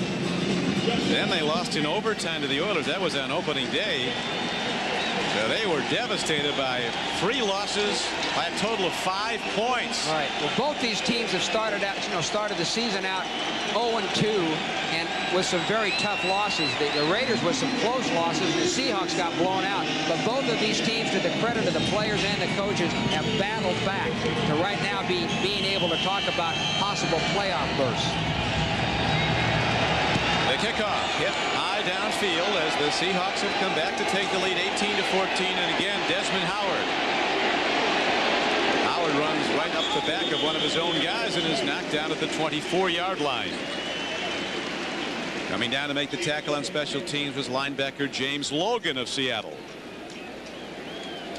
I've really been impressed by the way the Seahawks have battled back in this game, Don. Down 14-3. The Raiders really came out and got them in a hole. They're down. The Raiders kind of took the crowd out of being a factor here in the game. But the Seahawks have maintained their poise, kept battling. Now they're battling back, and they got a 4-point lead. And you have to believe, Jim, that the Raiders are going to go way up top pretty soon. And they have that one open deep play that George a bit overthrew to Jet. He's looking deep right now. He throws down the field and hits Tim Brown. And Brown is on the run all the way out to the 48-yard line. So they do, as the Raiders call it, go over the top. The vertical offense. A big gainer out to the 48-yard line. Again, George is going to fake the run to Kaufman, and then he's going to hit number 81, Tim Brown, on a crossing route right there. As I mentioned earlier, when you fake the run, it makes those linebackers step up into the line of scrimmage, and it really opens up that intermediate area for a crossing route as Brown ran. 24-yard gain on the play, on the reception by Brown. His fourth catch. He has 69 receiving yards today. Here's a sidearm fireball, and the rising young star at tight end, Ricky Dudley, makes the catch. The former Ohio State basketball starter. Another first down. He got 12. You'll see Chad Brown coming from the right side of your screen, but watch Napoleon Kaufman put a good block on him right there. Napoleon's got to get that head up or he's going to get a neck injury, but he does a nice job of stepping up and blocking Chad Brown. Ricky Dudley with his 22nd catch of the season. They've done a good job so far today defending him. His first catch of the day. But the Raiders now down by 4. Look to throw again before they do. A marker is thrown before the snap of the ball. Before the snap, false start by the offense, number 72. 5-yard penalty, it's still first down. One thing you don't want to do when you get in these situations, about a little less than 3 minutes to go in the half, you're moving the ball down the field. It's important you get some points here before halftime. You don't want to beat yourself with penalties. The Raiders have always been hurt by penalties in previous years. This year they're doing a lot better. They've only got 52 penalties coming into this game, which is not bad. In fact, it's only 2 more than the Seahawks had coming into the game. There's been years when the Raiders have led the league in penalties and won the Super Bowl. They've sometimes thrived with a high penalty team, and here is the throw to Derek Fenner. Upfield he goes and down to the 37-yard line. That last false start on Lincoln Kennedy, who's also a former Washington Husky, and a big reason that Napoleon Kaufman went to the University of Washington. He came up here on a recruiting trip, and he said they introduced him to Kennedy. This is going to be one of the guys going to pass block for you at about 350 pounds. So that should make my work easier. The Huskies have always had big offensive linemen. And when you're a running back, that's what you like to see. Right now, a timeout on the field with 2 minutes to go in the first half. Who led early 3-0. Held behind 14-3, now lead 18-14. And this is a computer rendition of what the beautiful new stadium for the Seahawks will be like when it's constructed. Good looking place. They're going to put it right where the Kingdome is now, Don. They're going to implode the building we're in. You know, they've got the new, today. Yeah, they've got the new baseball stadium going up right next door too. That's under construction right now. There is Paul Allen with his guest Monica Seles to your left, looking on. Raiders getting downfield, throwing the ball. Setting up with second down, and they need 8. Hoffman now goes in motion to the top of your screen as a receiver. Jeff George is looking at him. Now he's got to run. He dumps it off, and Fenner makes the catch, but he is quickly stuck by a former teammate with the Raiders, Winston Moss, outside linebacker for the Seahawks. Well, George was looking for one of his wideouts on that play, but the Seahawks had good coverage back there, so he had to dump it off to Fenner underneath, and now he's still got long yardage. 3rd and about 8 to go for the first down. Tim Brown, the number 1 target of Jeff George. He goes out to the left. He is the slot back, second receiver in from the top of the screen. On 3rd and a long strong 7. He could be the guy. George takes a look at him, steps up, shuffles the ball to Fenner, and again the Seahawk defense slams the door. Well, that time, Don, the Seahawks only rushed 3 people. They rushed 3 defensive linemen, which meant that they were covering with 8. So they had 5 underneath playing the zone, the short zones, and 3 deep. He had to drop it off to the back. The Seahawks came up and made a good open field tackle, kept him from making the first down. Good adjustment there by George and getting the ball off to Derek Fenner. Good hit by Benny Blades, too. Very physical defensive player, Benny Blades. He's been a real spark and one of the main new guys to come into the Seahawk defense. Yeah, Joe Bugle said we've got to account for Blades on every play. They list him as a strong safety, but he's really an extra linebacker. The way he comes up and makes hits on the run. He plays up close to the line of scrimmage on 1st and 2nd down, and then when they go into their nickel or dime defenses, he's like the nickel linebacker. So he's a cover guy, but if people are going to run against that defense, he's the main guy back there as far as defending against the run, right behind the defensive lineman. Now Cole Ford ready to try a long field goal. He struggled a bit this year, has hit 6 of 11 field goals. Some kicking problems against the Jets in the Meadowlands of New Jersey cost the Raiders a game there, but Ford has been a good kicker. And he'll be tested here. It will be a 53-yard attempt. His longest so far, Don, is 49 yards this year. In fact, that's his longest in his career, 49 yards. So this will be the longest for him. Araguz is the holder. Ford gets into it nicely, drills the ball hard and true and right down the middle. So Cole Ford, another former Trojan from Southern California, delivers the goods. A happy guy. Dennis Erickson is not, and it's a 1-point game. Seattle 18, the Raiders 17. Got a good, excellent snap there by the center. Nice timing, well executed, good kick by Ford. That's his longest kick, 54 yards. Longest this year, longest in his career.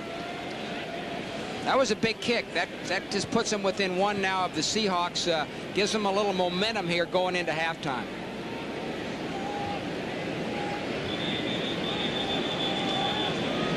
One minute and 9 seconds left. So Al Davis looking on as his Raiders beginning to make a move, riding the wave of optimism they came with, and they said that Joe Bugle's one of the big reasons this team really held together. As Jeff George said, we know he's been there. He was really the top assistant to Joe Gibbs on 2 Super Bowl winners with the Redskins. When we were down after those close losses, he told his team, we're a good team, we're working hard, we're going to be back. And back they came last week with that resounding win over the Broncos, and now they trail the Seahawks in a back-and-forth game, 18-17. Right. Bugle's one of those coaches, very upbeat, positive guy. Plus, he's one of those guys that gets down in the trenches with his guys. He goes from unit to unit during practice. He's involved with all phases of the team: offense, defense, kicking game.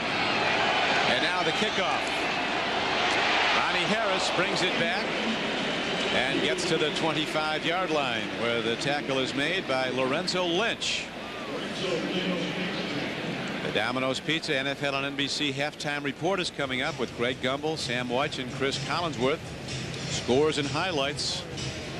The Denver Broncos, they had quite a weekend fighting through the snow to get to the airport. Last guy Mobley arrived by snowmobile. Off they went to Buffalo, built a 20-0 lead today.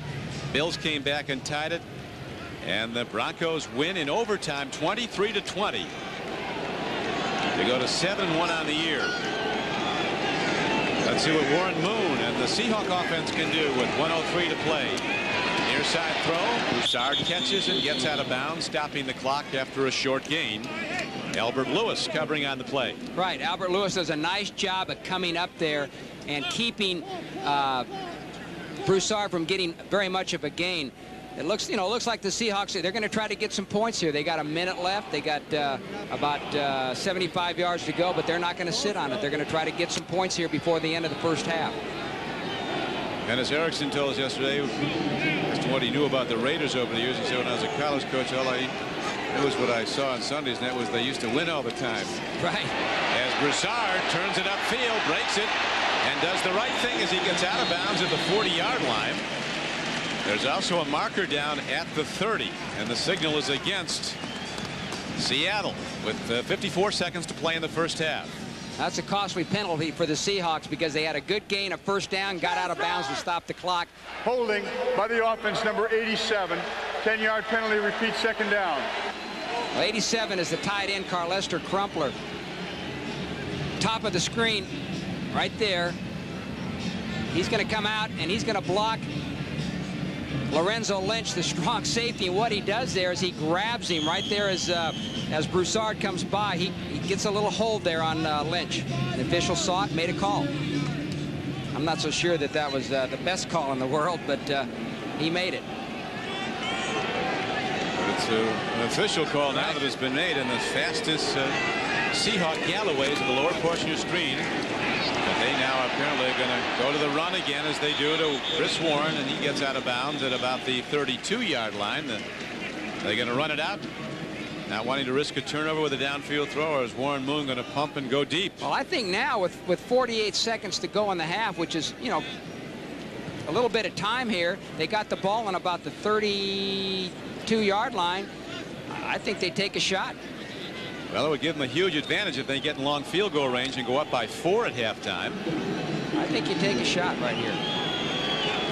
Raiders led at one point 14-3, coming back with 2 quick touchdowns after they trailed 3-0.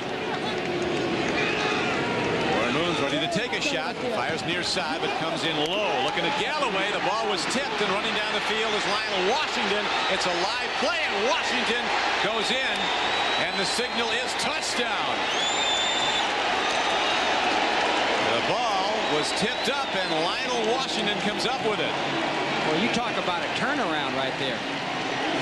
Wow. Might have hit off his foot. I thought it hit the ground from up here, but it must have hit his foot.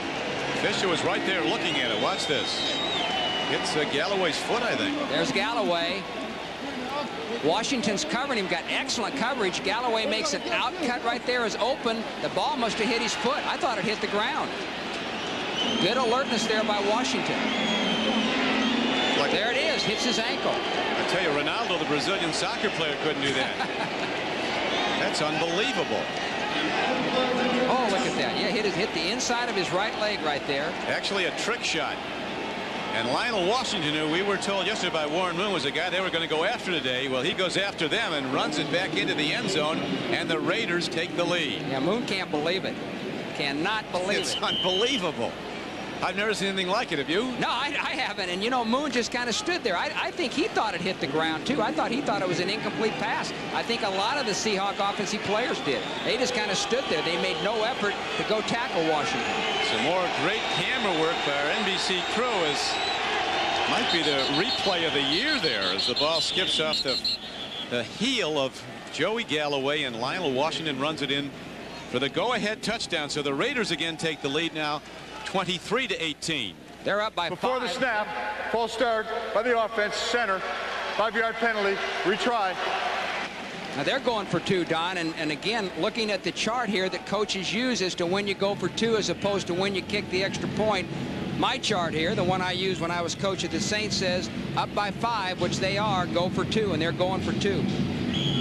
One of the great ones of all time on the right, Willie Brown, the Raider cornerback, the free agent from Grambling in the Hall of Fame. Lionel Washington tells him how he did it. Nothing to it, coach. The guy just has to kick it with his heel, and I've got it. Jeff George takes a look in the end zone, fires, got a man, Tim Brown. George, just before he went down, lost the ball, and Tim Brown is there to take it in, and the Raiders, on a spectacular defensive play, have gone in front now 25-18. That's an excellent throw by Jeff George because he was getting hit and was going down when he threw the football.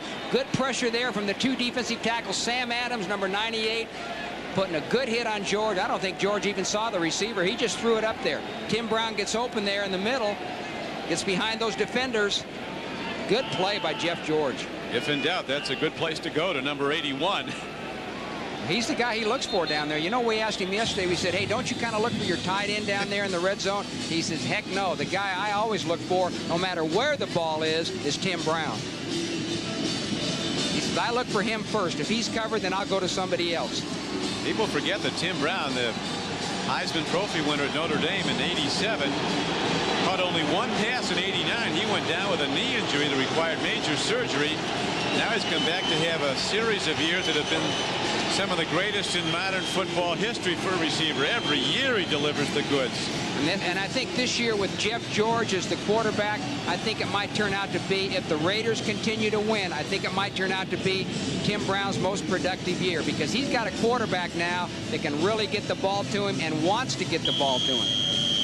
And Brown, as you know, Jim Mora talked to his team. He said, we can't play down to the opposition anymore.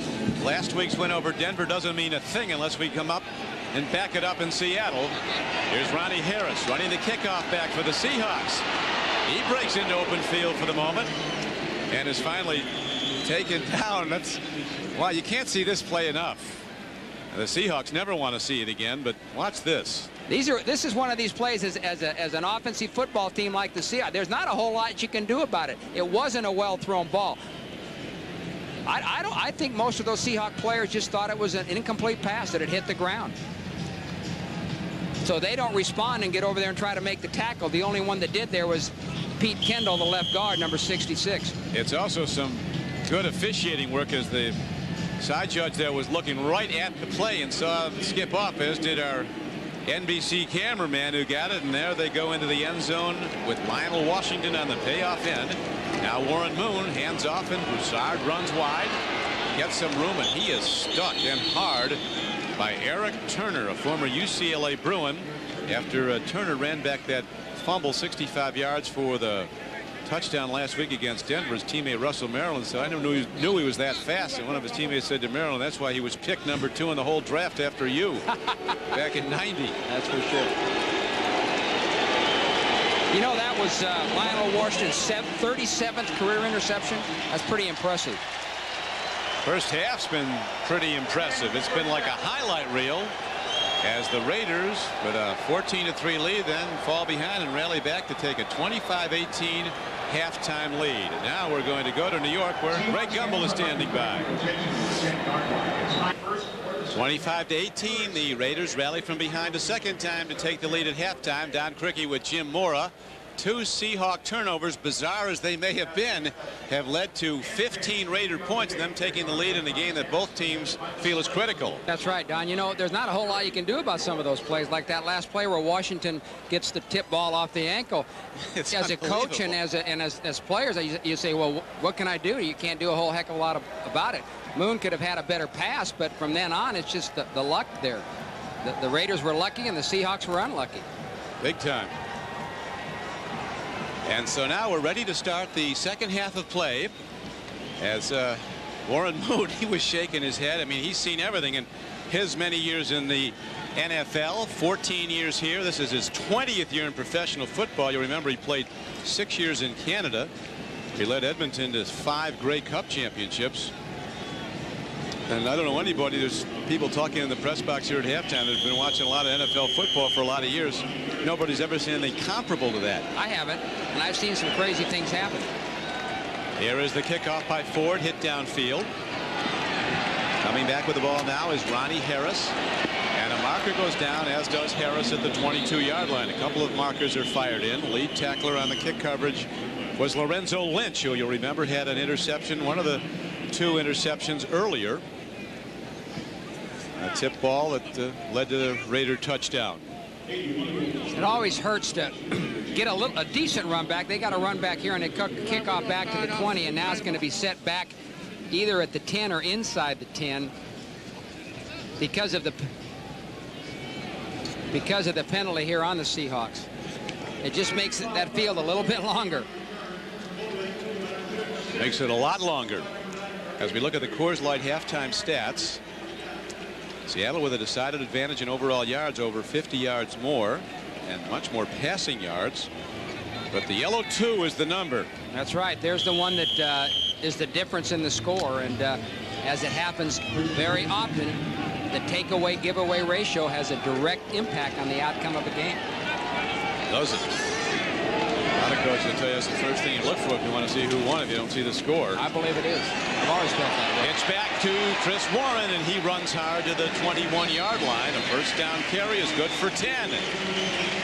So they come out with a power run behind the house. Howard Baylor, the right tackle. Power run with Chris Warren starting the second half instead of Steve Broussard, but number 75 right tackle there, Howard Ballard, does an excellent job. Just mauls his guy and pushes him way to the outside. Big hole there for Warren. You don't see that happen very often. You don't see an offensive lineman totally dominate a defensive lineman on a particular play like Ballard did that time. Ballard, a former Buffalo Bill, a huge tackle. Had gotten good tackle play from the rookie Jones at the left side and from Ballard this season.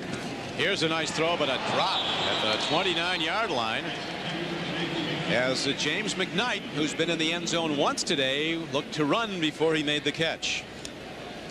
You know, when you have a play like that the Seahawks happened to the Seahawks, that interception for a touchdown, you can see Moon there reacting to the drop ball right before the half. It's important that the Seahawks put that behind them. They can't be worried about that play and say, oh my gosh, look what happened to us. How are we going to survive? They got to get it totally out of their mind, come out the second half with a totally fresh approach. Down by 7, 25-18, the Raiders lead. Back to the run. Nothing happening there for Chris Warren, and a marker comes in thrown by the umpire, who stands behind the linebackers, and that's almost always offensive holding. Chester McLaughlin was fighting off 2 people to make the tackle. The sleeping giant awoke here today. Holding it is against the Seattle Seahawks. Well, this hasn't been a good series here to start off the second half. They had a penalty on the kickoff return. They've had a drop pass, and now a holding penalty here, which is going to set them back. So not a good start. Hopefully that interception has not affected holding their play. by the offense, number 66. 10-yard penalty. It's still second down. It was the left guard, Pete Kendall, a former #1 draft choice out of Boston College. And Dennis Erickson sees his Seahawks now set back to their 11-yard line. Well, you mentioned McLaughlin being the sleeping giant. I think the sleeping giant has awoken the last 2 games. He had an excellent game last week, McLaughlin did, and it seems like he's playing extremely well today. He's made a lot of critical stops, third down stops, pressuring the quarterback on third downs. It's 2nd and 10. Warren Moon with a deep drop, looks to air it out. Long ball near sideline, beautifully done by Joey Galloway, but he did not have both feet in. As the official again, the head linesman, right on top of the play, rules it no catch. Well, as you know, when you come down with the ball, you've got to have both feet in bounds, and he has 1 there, but not 2. It was a good throw by Moon. Yeah, it was close. He tried very hard. Receivers and coaches of receivers do a lot of drills in practice. They throw the ball there close to the sideline, and the defender works on coming down with both feet in bounds. You'll see receivers always try to get those 2 feet in bounds from those drills. That time Galloway wasn't able to get it done. Steelers inching closer against Jacksonville, and a Hawkins touchdown reception from Cordell Stewart. Now Warren Moon on 3rd and 10, again under duress as the heat was on, put on by pass rusher Anthony Smith. You seem to see a lot more screen passes nowadays than you did in recent years, and here Warren is going to fake like he's going to block and then release, but again Chester McLaughlin, number 91, reads the screen, is right there and knocks the ball loose. Good reaction by 91 Chester McLaughlin, who's been all over the field today making plays. Number 80 Desmond Howard now looking at the punter downfield. Rick Tootin ready to hit the ball for the Seahawks. From his 1-yard line, he hits a beauty that forces a fair catch at the 49-yard line of the Seahawks. Raiders have the ball when we come back. The NFL on NBC is brought to you by Acura, the true definition of luxury. Yours. By Oracle, enabling the information age through network computing. By American Express, wherever you are, whatever you're doing, American Express helps you do more. And by the United States Postal Service, we deliver. Chester McLaughlin, who made the play on that screen pass there, is playing very well today. There was some rumors in recent weeks about him being traded by the Raiders, but once the trading deadline passed and he was still with the Raiders, he became a very happy camper. He's glad he's back with the Raiders. Look at this. Good football. Long ball, James Jett, touchdown Raiders. They fake the reverse, and Jeff George fires a bullet 60 yards into the end zone. It was 49 yards in the line of scrimmage, and all of a sudden the big play offense of the Raiders is alive and well, and they extend to a 31-18 lead. There's Jet. He's going to run a post route on Willie Williams. Willie is looking back into the backfield, and lets Jet run right by him. He runs right by the free safety, Darrell Williams, too. I don't know what Willie Williams was doing right there. He was looking into the backfield and saw the reverse fake, obviously. Jet ran right by him. Perfect throw by Jeff George, who made 2 fakes, one to Tim Brown, who looked like he was going to run an end around. You like touchdowns, this is the place to be, as Jeff George and James Jett combine again, and now a errant snap. The ball is taken away. No play. Official has whistled it dead. Chad Brown ripping the ball away. So the score will hold 31-18. We got a long way to go and a lot more touchdowns to be scored. Take a look at the touchdown play here.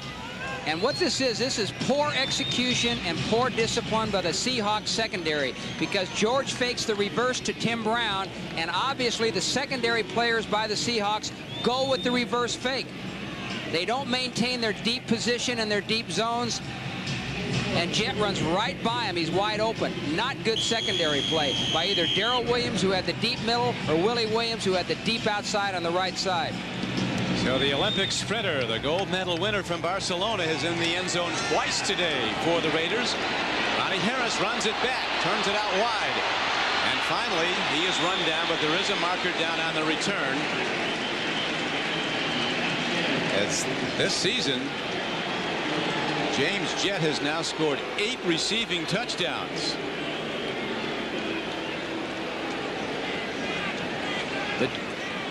The Raiders like those big plays, and so does James Jett. James Jett, he likes it. During the return, holding by the receiving team, number 26. 10-yard penalty. Seattle keeps the ball, first down. Jett, a 5th-year player out of West Virginia. I think those 8 touchdowns this year, which are a lot more than he had in previous years, can be attributed a great deal to the acquisition of Jeff George, a quarterback who's got the kind of arm that can hit a guy like Jett, who's got that tremendous speed downfield, as he did on that previous play for the touchdown. John Henry Mills was shaken up there, Jim, a special teams expert, a Pro Bowler for the Raiders, to the Pro Bowl twice as a Oiler. Now Warren Moon, his work's cut out for him, as his team down 31-18, but still a long way to go. 12:59 left to play in the 3rd quarter. And when this concludes, it's on to South Florida and Game 7 of the 1997 World Series. 21-year-old rookie Jared Wright goes tonight for the Indians. That's right, and I'm sure he's nervous right now, although he's had a whole season to get rid of that nervousness. But when you're playing for the whole ball of wax in the 7th game of a World Series, that's a lot of pressure to put on a rookie. 3 years ago, he was playing linebacker for Catella High School down in Anaheim. Jared Wright. Here's a Warren Moon pump faking, and then finally he hesitates and is lost at the 10-yard line, swept under by McLaughlin and Morton. But the Seahawks left early. They jumped offside. The Raiders left early.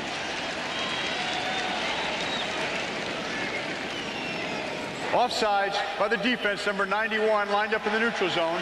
5-yard penalty, repeat, first down. That's the first thing wrong Chester McLaughlin's done all day, who's been a dominant player in this game. In previous seasons, Don, that the Raiders, who have many times led the league in penalties, the most number of penalties, a lot of it has been their defensive linemen jumping off sides or lining up in the neutral zone. They've really cut down on that this year. I think Joe Bugle has done a good job of emphasizing that to this football team. They seem a lot more disciplined in that regard than they have been in the past. Their penalty count, as you were pointing out earlier, Jim, is way down this year, as Chris Warren runs the ball and gets it to about the 25-yard line. Raiders keeping people real deep. The guard against the long ball that could come any time to Galloway. Warren Moon told us yesterday the 2 defensive backs he was targeting were Perry Carter, 20, and 23 Lionel Washington. Well, Washington's been in the end zone once today with that bizarre interception, the ball caroming off the heel of Joey Galloway right into the arms of Lionel Washington, number 23.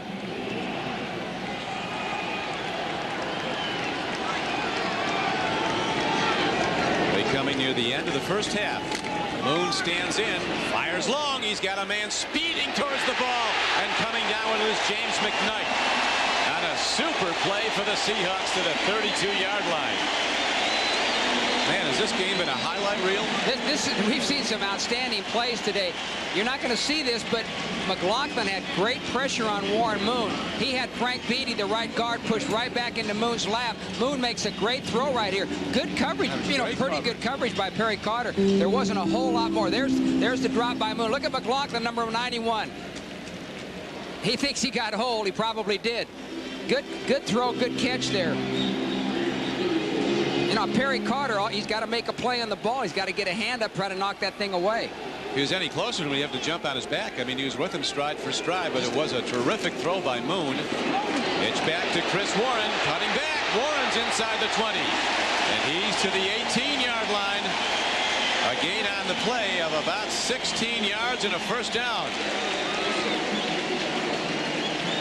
This is good running, just a quick toss to Warren. He's got patience back there. He waits for the hole to open up, and then he hits it right back up inside. Good patient running by Chris Warren that time. And pretty close to good patient holding by one of the Seahawks who held Morton. But it was a clean block, so the play goes. Where it's batted down, it is a 17-yard gain. And the Seahawks in need of a touchdown, down 31-18, challenging.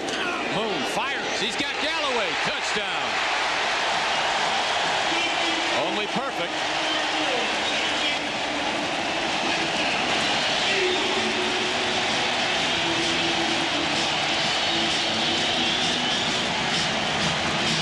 The Raiders are in man coverage, and Galloway's going to run a post route. Perry Carter's covering him, but Galloway beats him by a step. Moon hits him. You'll see Chris Warren, number 42, making a good block on Rob Fredrickson, who was blitzing from his left linebacker position, which gave Moon time to make that throw. We're going for bonus in this game. Going for extra bases. 31-24. Extra point. Knocked up and through, and it's a 6-point game as Moon throws a perfect pass. You're watching the NFL on NBC. Joey Galloway of Seattle on the payoff end of a perfect Warren Moon throw, his third touchdown throw of this day. But he's also been intercepted twice. One a tipped handball, one a tipped football. Off the heel of the shoe of Galloway led to 15 Raider points. And now the Seahawks are right back in it. Desmond Howard kicks off with the Raiders in the lead 31-25. There he goes. Leaping people like an Olympic hurdler, and he is out to the 47-yard line. Desmond Howard has not been the type of impact player on special teams that the Raiders thought he would be when they signed him here in the offseason. But right here, he gets a good opening right there, shows good upfield running ability. He takes that thing right up the field, which is important that you do on kickoff returns. You don't want a guy back there that tries to go side to side. You want a guy to catch the ball and hit it straight upfield. That's the best way to return kickoffs, and Desmond Howard did at that time. For 45 yards, he did at that time. To the 45-yard line. First and 10 Raiders. They lead by 6. Out of the sprinters' blocks, a two-time California 100-meter champion Napoleon Kaufman is a high school sprinter. Rips it ahead for almost 10. Next Saturday at 1:30 Eastern time, and Notre Dame football continues as the midshipmen of Navy travel to Notre Dame to face the Irish. Then at 5 o'clock Eastern time, Ahmad Rashad hosts the NBA preview one-on-one with analysis of the upcoming season from Bill Walton and Hubie Brown. That's Notre Dame football and the NBA preview next Saturday beginning at 1:30 Eastern time here on NBC. Speaking of Notre Dame, there's a pretty good ex-Notre Dame player right there. As good as they get. You noticed on that last play, Napoleon Kaufman hitting it right up the middle. And Joe Bugel told us, he says he thinks that Kaufman is a better inside runner than an outside runner. You wouldn't think that from a player or a running back that weighs 185 pounds. But Joe feels that he's got that burst and he's best inside. He even at 185. That's interesting. Yeah. And with all that strength we talked about, that 425-pound bench press, he can break tackles. Jeff George looking for a deep ball. Throws downfield. He gets that tight end, Ricky Dudley. Both hands on the ball, and Dudley turns upfield. He's ahead for a gain of about 11 yards on the play and a first down.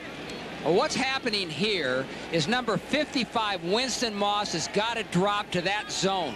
Now, he kind of sits there in a short area. He's worried a little bit about George scrambling, and he leaves that hook zone that Dudley goes into wide open. Moss can't worry about the quarterback. He's got to get back there and cover his zone. He's got to get between George and Dudley. Some more handsome numbers for Jeff George. Hoffman swept under in the backfield on a 1st and 10 play. There's a loss of 4 yards as 95 Dean Welch was the first through along with Chad Brown and with Sam Adams.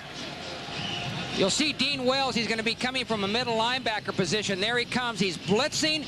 A good guess, a good defensive call. He hits it right where Kaufman's running. A lot of times coaches call linebackers to blitz through gaps when they think it's going to be a run. They need somebody to throw that back for negative yardage, which they did there on Kaufman. It was -4.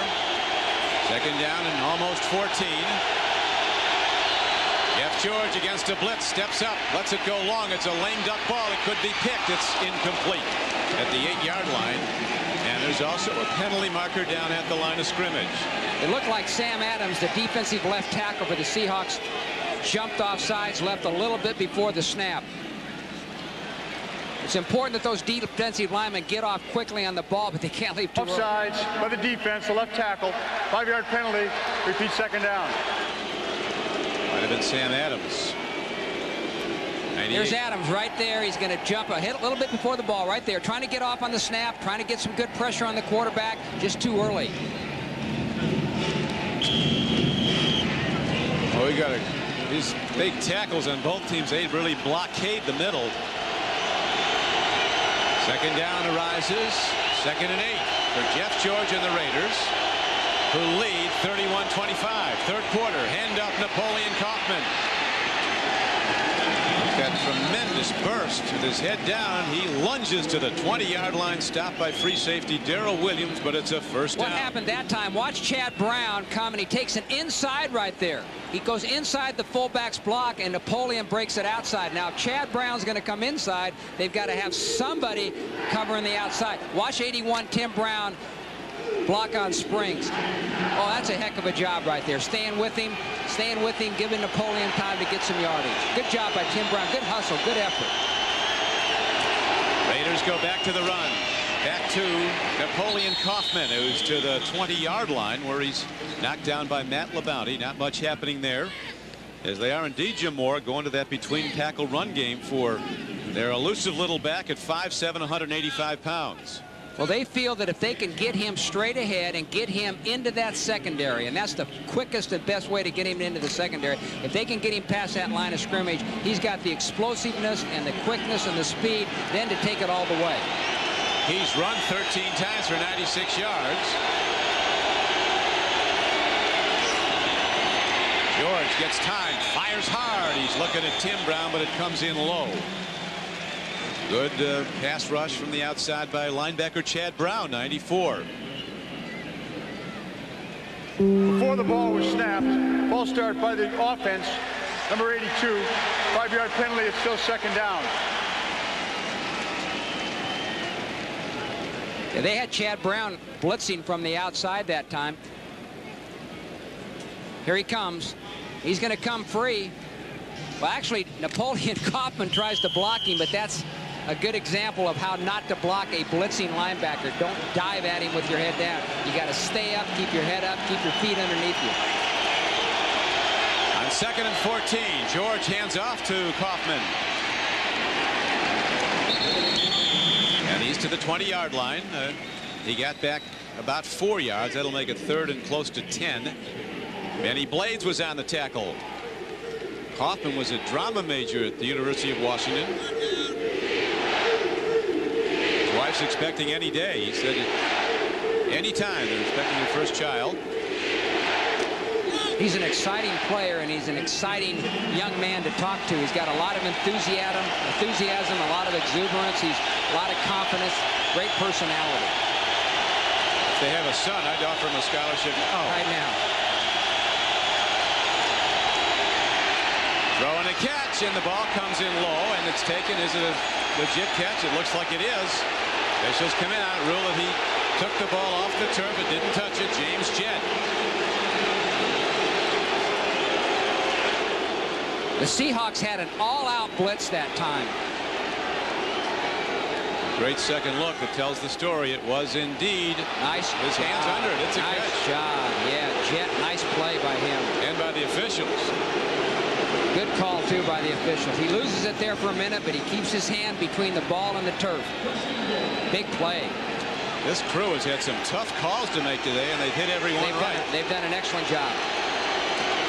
Handoff as Kaufman tries the right side of the Seattle defense, and Danny Blades, Brian's brother, and now some folks start up after the play. Pat Harlow, the left tackle, a former #1 draft choice of the New England Patriots.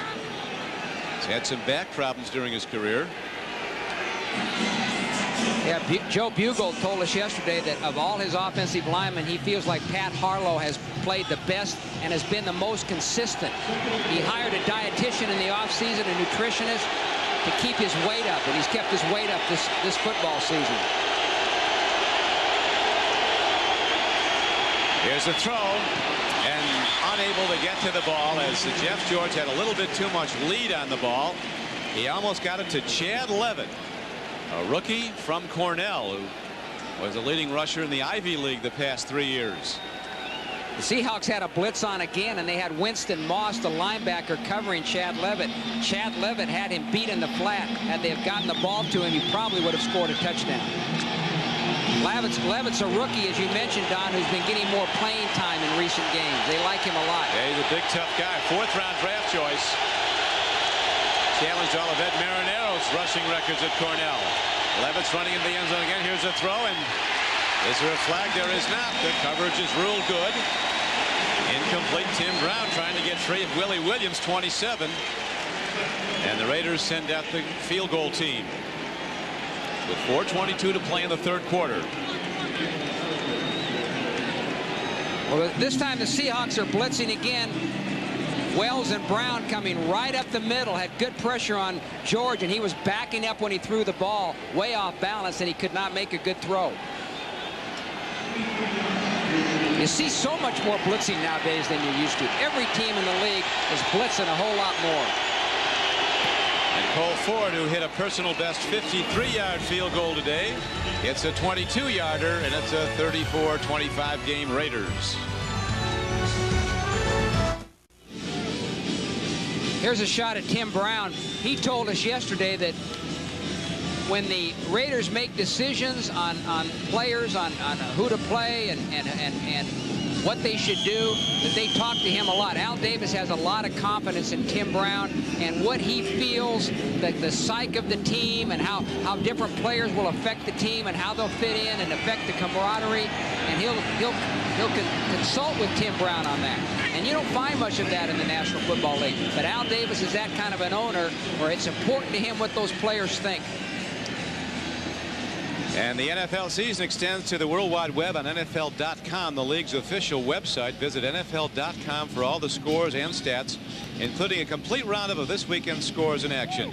Plus chat live with some of the NFL's biggest stars. It's all at NFL.com.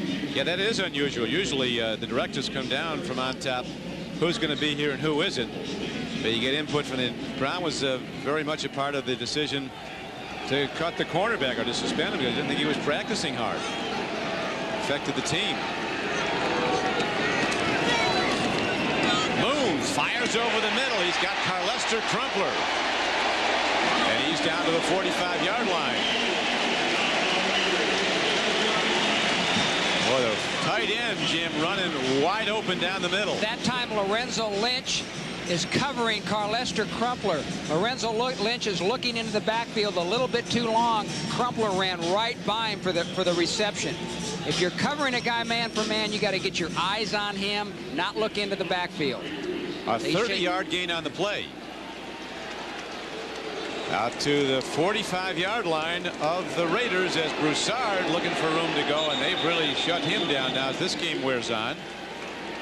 Both these running backs finding the yards, coming tough. Eric Turner made the stop. The Seahawks are not a great running football team. They win by throwing the football, but they're not bad either. But the Raiders have been very impressive today in defending the Seahawk run, something that they have not done until last week. Now, last week they had held Terrell Davis, the Denver running back, to 85 yards and 23 carries, which is an impressive defensive performance. That's the first team to shut down Terrell Davis to that level all year. He's averaging 123 yards rushing a game. Here's a throw and a catch as the ball is taken in by Blades. He coughed it up, but they're going to rule it down. That looked like another one of those carom plays. I thought we were going to see another. Hey, Albert Lewis was heading for the end zone as well. He should have been. Oh, man. But official right there ruled that the play was down. It is a catch.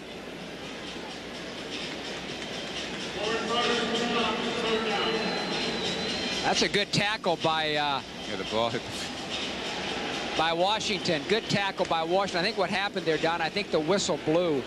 The play was dead before the fumble. That brings up third down for the Seattle Seahawks. They need 3 at the 38-yard line of the Raiders. Moon stands in, throws a tight spiral to Galloway.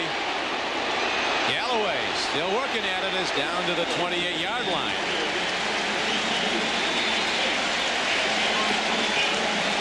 The Raiders play a lot of man-to-man coverage, and Perry Carter, number 20, is covering Galloway man-to-man.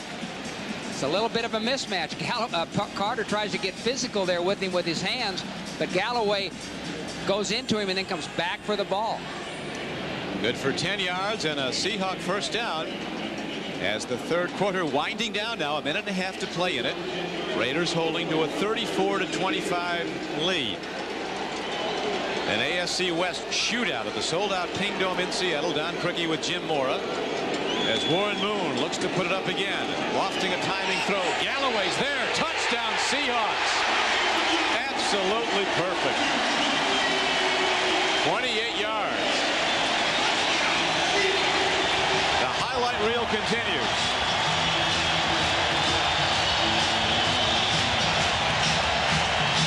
When you play man-to-man, you just match up ability against ability. And in this case, you got Lionel Washington covering Joey Galloway.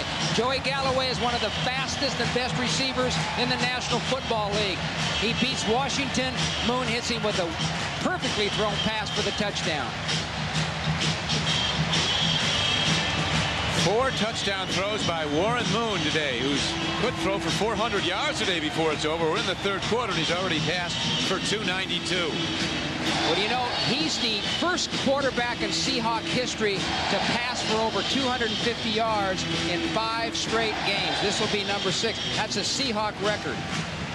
And Lionel Washington, who was covering Galloway on the play, must have turned an ankle because Lionel's being helped up, so that hurts the Raider cause. They're setting up for a conversion try. You get your chart out, Jim, and apparently when you're down by... Okay, I got to check this chart. Now, it must be go for 1. That makes it 34-32, and a field goal puts you ahead. That's right. Field goal puts you ahead. So you want to go for, you're down by 3. It's being presumptuous, though. The Raiders might score twice before you score again, the way this game's going. A lot of big plays. Exciting game. Exciting crowd. It's unbelievable. Just like we like it.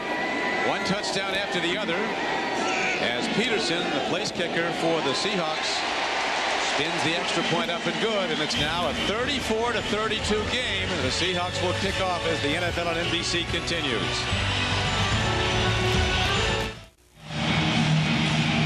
The good Moon has been rising indeed, and so have the Seahawks, winners of 4 of their last 5 as they move to within 2 of the Raiders, 34-32. On Warren Moon's 4th touchdown throw of the day, 2 to Galloway, 1 to McKnight, 1 to Brian Blades. I got to believe that Warren Moon's confidence and experience in the offensive huddle has a lot to do with the way the Seahawk offense keeps coming back. Very smart. You can't show him anything you can't make the quick read on and react to. Desmond Howard returns yet another kickoff. He's having a workout today. And outstanding special teams play. As coming down the field was Fred Thomas, number 22, second-year player from Tennessee Martin.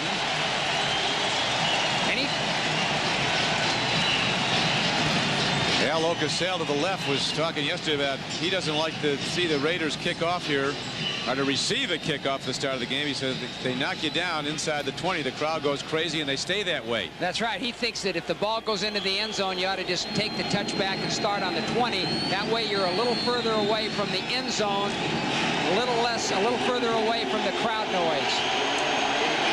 You got to keep firing if you're Jeff George. This could be a last-at-bat game. Who scores last? Napoleon Kaufman turns it wide to the outside and gets only about 2 yards to the 17-yard line as the Seahawk defense ignited now by the big plays on offense. It's really important against a guy like Kaufman who's got that great burst and can bounce it outside that you keep leverage. And you've always got somebody on your defense that's responsible for turning the ball back inside. That time it was the right corner, Willie Williams. He had perfect leverage, came up and made a good tackle. Napoleon Kaufman has now run 16 times for 102 yards. 55 of those came early in the game on his touchdown run. George in trouble, swept under at the 15. It'll be 3rd and 10. Sam Adams, number 98, a former number 1 out of Texas A&M, comes rushing through and gets the sack. I'll tell you what he did right there. He doesn't do anything fancy. Take a look at him, and all he does is just push. Watch him push back on the guard, Wisniewski. Just takes him back right into the quarterback's lap. That's what you want from those big 300-pound tackles. Just push back into that quarterback. And we'll be right back after these messages from your local station.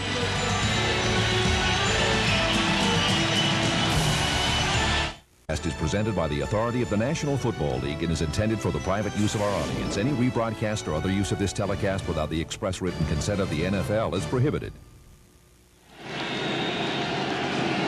The shootout in Seattle continues.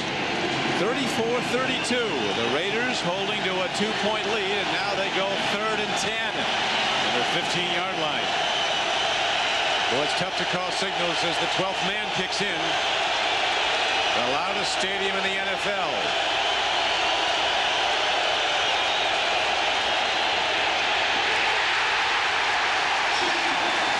Chad Brown.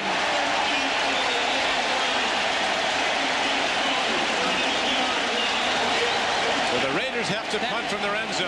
That was a fantastic rush by Chad Brown. Take a look right here. He's going to run right over Harlow. He takes off on the snap, gets a great upfield push. Yeah. No contest. The key there was his get off. As soon as that ball moved, he was coming off the ball. And he got into Harlow. Harlow took a real deep drop there. By the time he made contact with Brown, Brown was on top of the quarterback. He's a strong guy. He's given away 60 pounds to Pat Harlow, and he ran over it. Araguz hits a beauty downfield. The punt drives Ronnie Harris to his 42. Up the middle he goes, and then he is taken down by Lorenzo Lynch on a knockout tackle.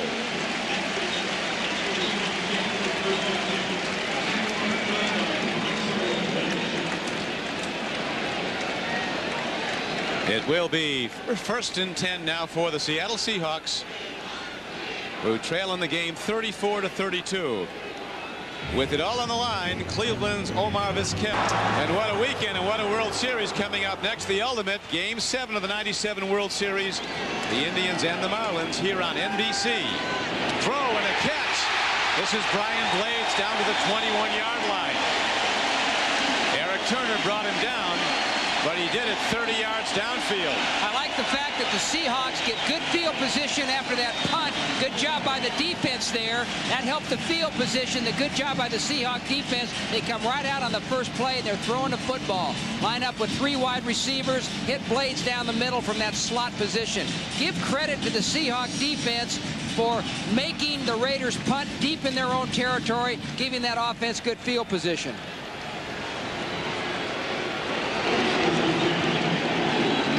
To the 22-yard line. Couldn't be much better field position as the Seahawks now start to challenge for a go-ahead score.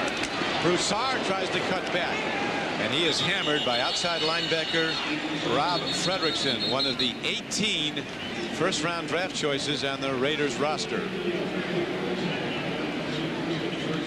Warren Moon moving up the all-time touchdown pass mark as he's up now to 264, tied with John Elway. Closing in on Super Joe Montana.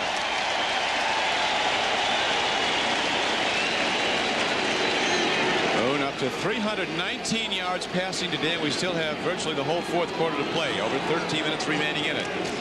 On 2nd and 8, play fake and a bootleg by Moon. A hard throw. Galloway comes down with the ball, but it's ruled out of bounds, and he loses it.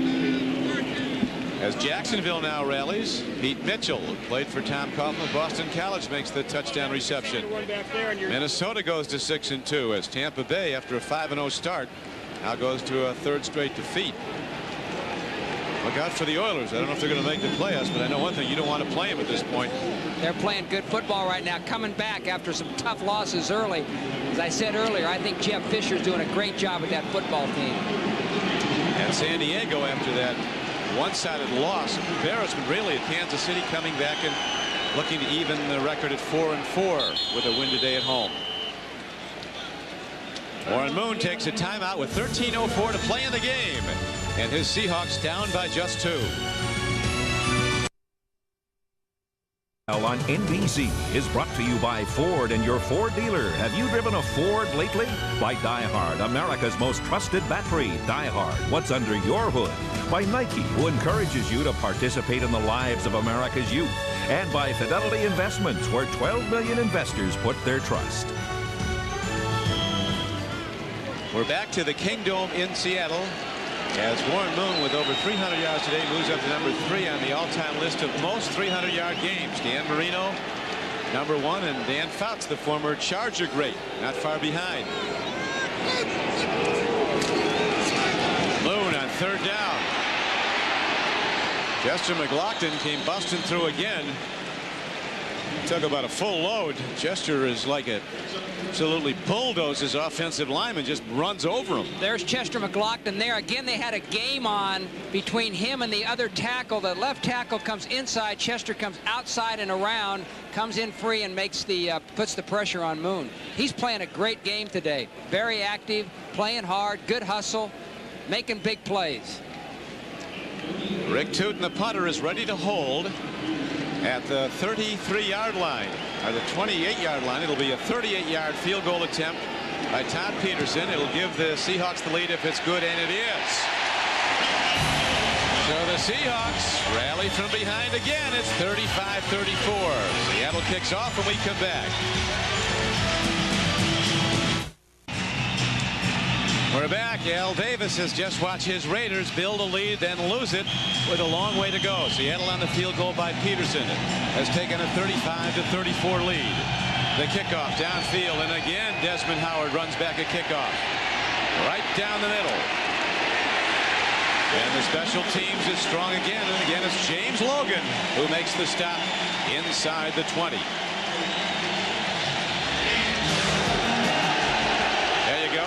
Scream TV. There's some guys ready for Halloween. And we're ready for more big plays. We've had them all afternoon as Jeff George and the Raiders down by 1. George with a great fake, fires the ball downfield. Tim Brown with another spectacular catch. High in the air, he brings it in, takes the hit, and it's a first down for the Raiders. They're staying with the play action fake and throwing the football on first down. They put Brown in motion. He comes across the field. They got Benny Blades, the strong safety, manned up on him. That's a little bit of a mismatch. Brown beats Blades. Blades makes a good physical tackle, though.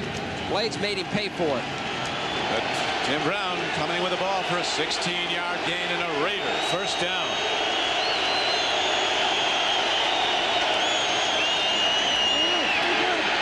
George eludes the rush. He has an open man. Ricky Dudley, look at the hit. An absolute blast delivered by Darrell Williams, who detonated on the big tight end, and it's good to see Dudley bounce up. Well, that's what happens when you play that free safety position back there like Williams is doing, and you kind of lay it up there for that tight end coming down the middle. That's the price you pay right there. Great hit by Blades, coming in with the shoulder. When you come in with the shoulder like that, they're not going to penalize you, you know, or fine you. He comes in with that head on a receiver like that. He comes in with that helmet. He's liable for a fine. That time he came with the shoulder. Good hit. It was clean all the way. And Ricky Dudley, well, he's a tough guy. Bounces right up. Hoffman looking for room to go. Comes near side. And turns the corner, and almost a penalty there as they went high to the head to bring him down. He's complaining about it. As I mentioned earlier, one thing against a guy like Kaufman, who can start one way and bounce it outside or reverse his field or cut it back, you have to maintain leverage. As a defensive player, you have to have somebody containing. Let's watch that Dudley hit again, delivered by Darrell Williams.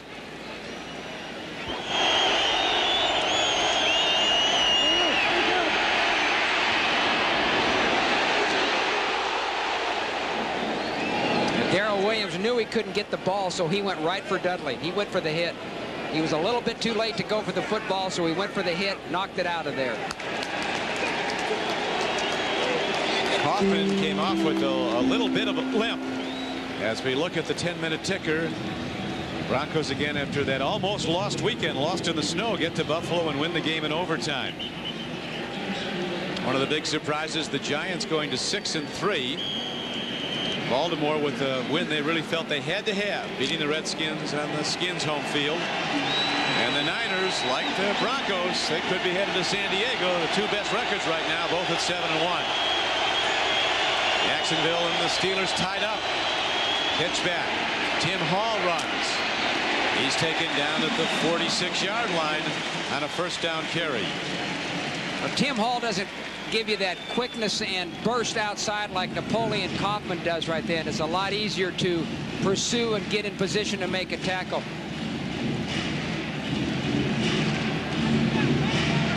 Take a look at them. I guess they retaped his ankles here. There you go. All right, there's the play where he got hurt. Again, you know, he starts the play to the right side up the middle, bounces it outside, gets hit right there in the line of scrimmage by Benny Blades. I'm sure he'll be back. Jeff George stands in against the blitz. Buys time. The markers are down as Jeff George fires downfield and comes in low. Two markers are down. I'll tell you what happened there, Don. Chad Brown was coming hard on a rush, and Chad Leavitt grabbed him and just threw him to the ground.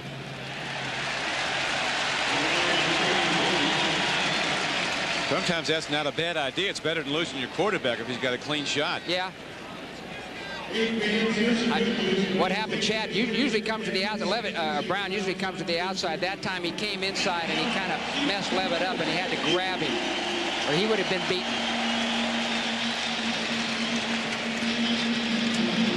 Brown is playing a heck of a game today. Very intense. Holding by the offense, number 31. 10-yard penalty, repeat second down. Take a look at here. You'll see Brown coming from the right side on the rush. See him come inside. When he comes inside, Leavitt has to grab him with that right arm. Leavitt's expecting Brown to come outside. He's in position to take him by the quarterback to the outside. Brown messed him up by jumping inside. He had to hold him, and he got the penalty. Now what do you go to Jim Mora with second down and 19 coming up? Well, you're not going to try to get it all in one play. You got 2 downs to get 19 yards. Don't try to get it all in one play.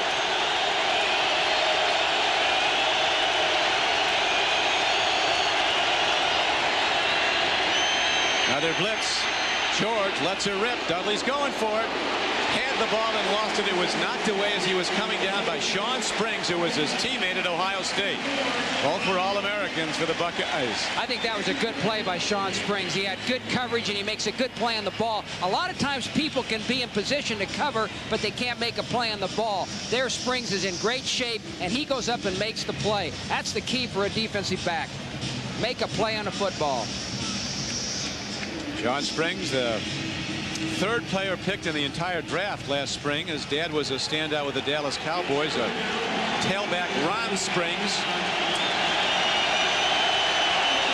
Third down, and the Raiders need 19. They're only 1 of 8 converting third downs today, despite all those points. Jeff George, under a big rush, has nowhere to go. Leading the rush was Michael Sinclair, number 70. And the omnipresent Chad Brown, number 94, as the defensive coordinator Greg McMackin salutes a job well done by his defense. Chad Brown, coming in from the right side, was the first guy that made George scramble. Brown was coming in from the right side, so George had to run to his right and right into Michael Sinclair, who was rushing from that left end spot. Hey, Jim, these kick returners are certainly winning their letters today. they're getting their exercise today. It's Ronnie Harris. He's had a bunch of returns, kickoff and punt. Former Oregon Duck, good player. Comes up on the ball. He has to fair catch this time at the 30-yard line. So the Seahawks have it with a 1-point lead. With Jim Mora, this is Don Criqui back at Seattle. And from here, we're going to send you to South Florida. Game 7 of the '97 World Series will be coming up as the Cleveland Indians and the Florida Marlins go head-to-head for the World Championship. Right after this game concludes, but we've got a long way to go here. 10:26 left to play in the fourth quarter. A 1-point game. Seattle leading the Raiders 35-34. Warren Moon wants a lot. He's got Galloway. He's open. And Galloway's down to the 24-yard line. So perhaps, Jim, when the Raiders might have been thinking about running, the Seahawks running some clock. I think this is great play calling by the Seahawks, by Bob Bratkowski. Good throw by Moon. Hey, don't sit down. You only got a 1-point lead with 10 minutes to go. You got to keep throwing the ball. The best thing the Seahawks do is throw the football. Do what you do best. You got a long way to go in this ball game. The Seahawks need more points. I don't think they're going to win with 35. They need more. And the standout rookie tackle Jones is now down. Walter Jones from Florida State was shaken up. He came into the game with a sprained ankle. He's been playing on an injured ankle. I don't know if that's the problem here, but Walter Jones is down, and Joey Galloway with 45 yards on that reception now has caught 5 passes today for 110 yards and 2 touchdowns. Well, he's had a tremendous day. This has certainly been a game of big plays.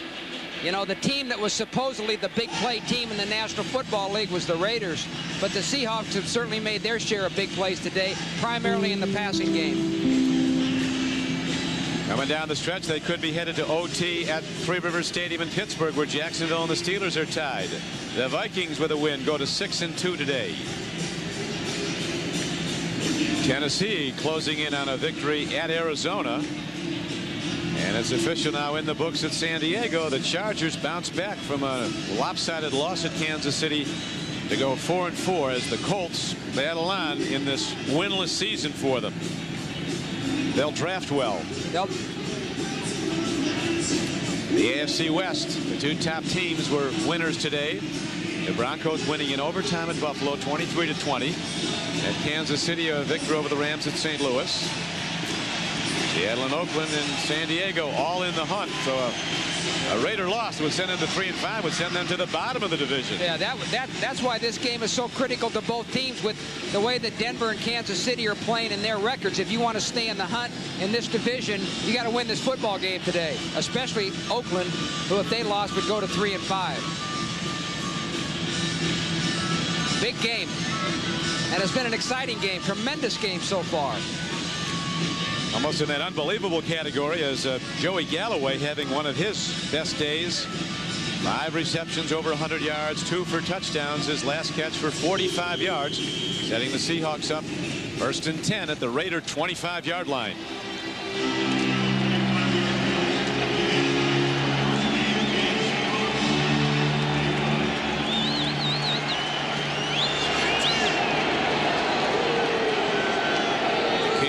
Grows quiet, letting Warren Moon call signals. The pitch back, and look at that head-on hit. As Rob Fredrickson out of Michigan State, along with Mike Morton, combine on the stop. There is no gain, maybe a loss of a yard. It'll be 2nd down and 11. That play was designed to go outside, a quick toss to Broussard, but the left end, Darrell Russell, was upfield, and Broussard had to cut it back inside right to number 53, Rob Fredrickson. He was in great position.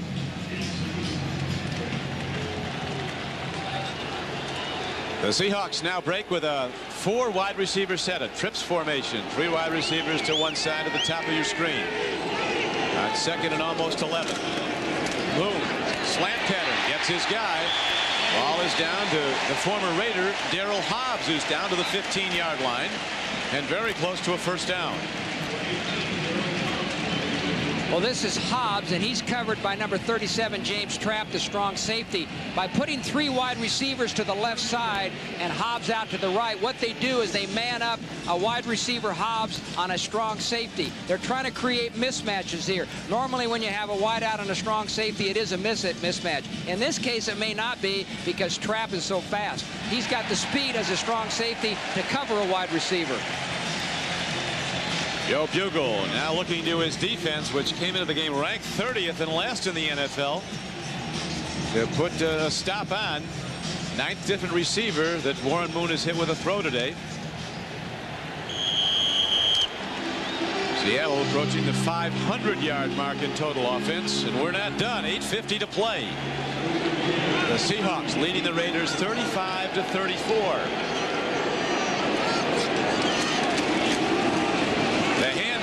And the run. Not a whole lot going on as the Raider defense tightens, led by the outside linebacker Morton.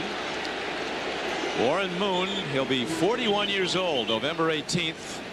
Among his achievements in the National Football League, he tied the quarterback record over an 8-year period. For 8 straight years he went to the Pro Bowl. This is after the guy spent 6 years playing in Canada, winning 5 championships there. But he's never been to a Super Bowl.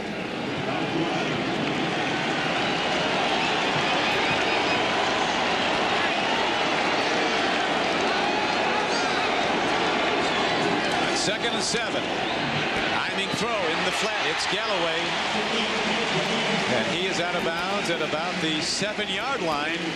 Turning out on Perry Carter. Keeps going after those 2 guys, Jim, he was going to go after. He's working on Perry Carter, number 20 out there, and they had 2 guys coming from the outside, Fredrickson and Lynch, but it was a quick timing route by Moon, and Galloway beats Carter. Carter's had a rough day.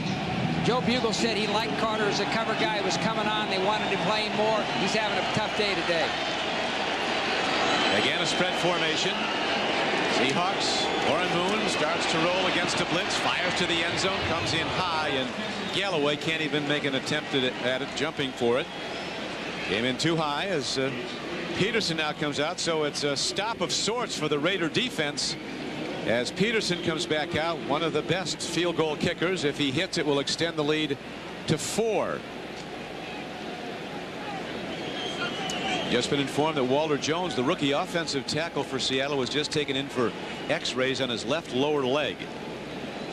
You know, one of the things about that drive, Don, is they did eat some clock up off, some time up off the clock, and got in position. Or they didn't get the touchdown, but it looks like they're going to get 3 points in the field goal.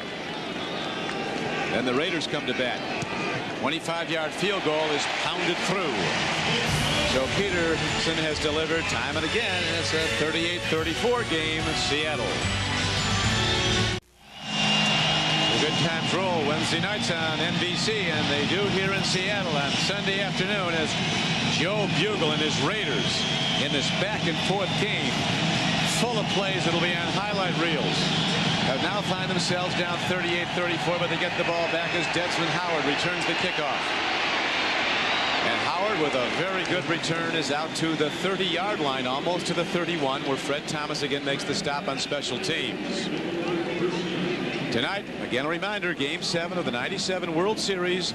The Indians and the Marlins play for the World Championship. It's down to 1 game, and it immediately follows this game here on NBC Sports.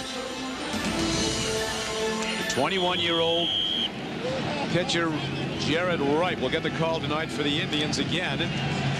Fastballer Al Leiter goes for the Marlins. They've tagged him pretty good, the Indians have. Had 2 pitchers that could have sore arms tomorrow in this game as George and Moon keep firing. Here's Jeff George, his team down by 4, downfield throw. Tim Brown was fouled. Is there a penalty? There is at the 48-yard line. And Brown was stunned as he was hit hard while the ball was in the air on his way to him. I'm not sure about that call. It looked to me like the Seattle defender was going for the ball. He's got as much right for that football as the receiver does. Well, we'll see it again. Tim Brown, one of the most valuable not only Raiders but players in the league, is up.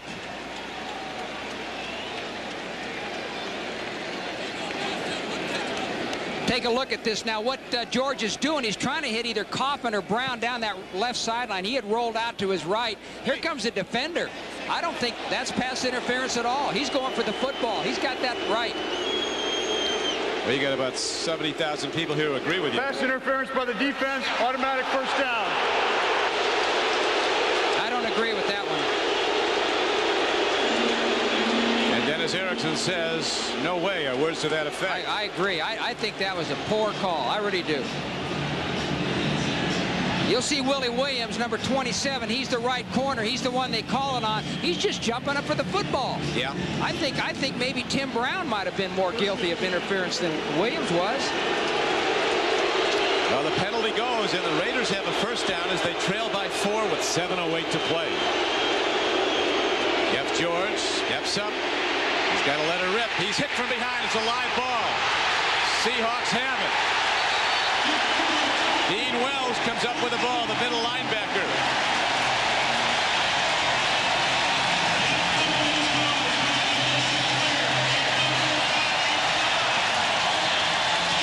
Michael Sinclair got there first and knocked the ball free, and Wells recovers the fumble. Michael Sinclair comes in from the top of your screen, the left end position right there. Gets right by Ricky Dudley. The tight end there is trying to block him. Sinclair makes a good hit. Wells makes the recovery. Good hustle. Good ball awareness by that Seahawk defense. Well, Coach Erickson's ready to get in there and hit somebody. He's fired up. That whole Seahawk team's fired up right now, especially that defense. That defense is playing great right now. This is the defense, as you pointed out, Jim Moore, at the outset, allowed 38 points a game through the first 2 weeks. And they've cut it down since then to less than 14 a game. They are excited. They've played an excellent fourth quarter. Most of the second half, they've played well. They're coming after the quarterback. They're putting a lot of pressure on Jeff George. You have to think that the Seahawks are going to run the ball somehow and try to get the clock. No, they're going to go firing again. Here's a throw in the flat. It is Warren. And he breaks a big play. He's ahead for a gain of 11 yards and a first down. As the final numbers are starting to come in from the late games. These are the early games. You know, again, I go back to what I said earlier in the game. The Seahawks are trying to take advantage of that Raider man coverage where they've got a linebacker on a back. They did that again right there. Mike Morton was covering Warren. No contest. OT at Pittsburgh. Straight ahead carry by Chris Warren. And the carry is down to the 36-yard line. Virtually no gain on the play. It'll be second down and almost 10 as Eric Turner came up from the free safety position to make the hit. I believe the Seahawks have got to keep throwing the football. That's what they do best. That's how they score points. They can't get conservative at this point. They're going to throw it here. They got enough guys in there to catch it. There's 4 wide receivers in the game. There's a blitz. Turner comes. Tremendous throw by Warren Moon against an all-out blitz. He just went to the hot area, the area vacated by a blitzer, and he made the connection to James McKnight. Eric Turner's coming on the blitz. Is he? 42 right there, right between the center guard gap. Gain on that play of about 7 yards. It's going to be third down and a long 3. To get new downs, the Seattle Seahawks have to advance the ball to the 26-yard line of the Raiders.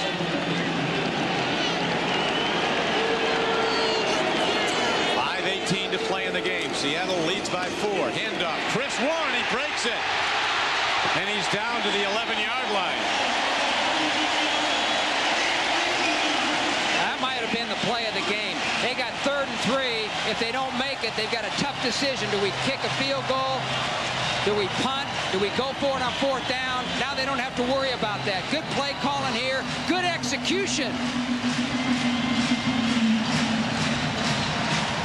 This drive initiating after the fumble recovery. Ball knocked free from Jeff George and recovered by middle linebacker for the Seattle Seahawks, Dean Wells. And there they've driven on. A field goal would give Seattle a 7-point lead. They're going for the touch, and they got the ball inside the 5-yard line. It's a 1st and goal and inside the 2. Again, cornerback Kerry Carter was victimized by James McKnight. Now you talk about a well-thrown football. This was perfect. Take a look at McKnight on the left side of your screen running the slant route. Carter's doing all he can do. He's all over him. But Moon puts it in there where it's impossible for Carter to knock it down. That's where you got to put the ball. Right in there where Carter can't come around and knock the ball down. Perfect throw by Moon. Warren Moon has now passed for over 400 yards in this game. 27 of 43 for 407 yards and 4 touchdowns. Chris Warren knocking on the door. Is he in? He is not, but he's down close to the white line to the goal line. And the game clock now becoming a factor for the Raiders as it's down inside of 3.5 minutes to play. That's why that last 3rd down play was so important, Don, because it gave the Seahawks another 4 downs, more time off the clock. At this time, as you say, it's very crucial. This is the 3rd best Seattle passing game ever by a Seahawk quarterback, Warren Moon. Just putting up the numbers. 410 yards passing by Dave Craig. He also hit for 418, did Dave Craig.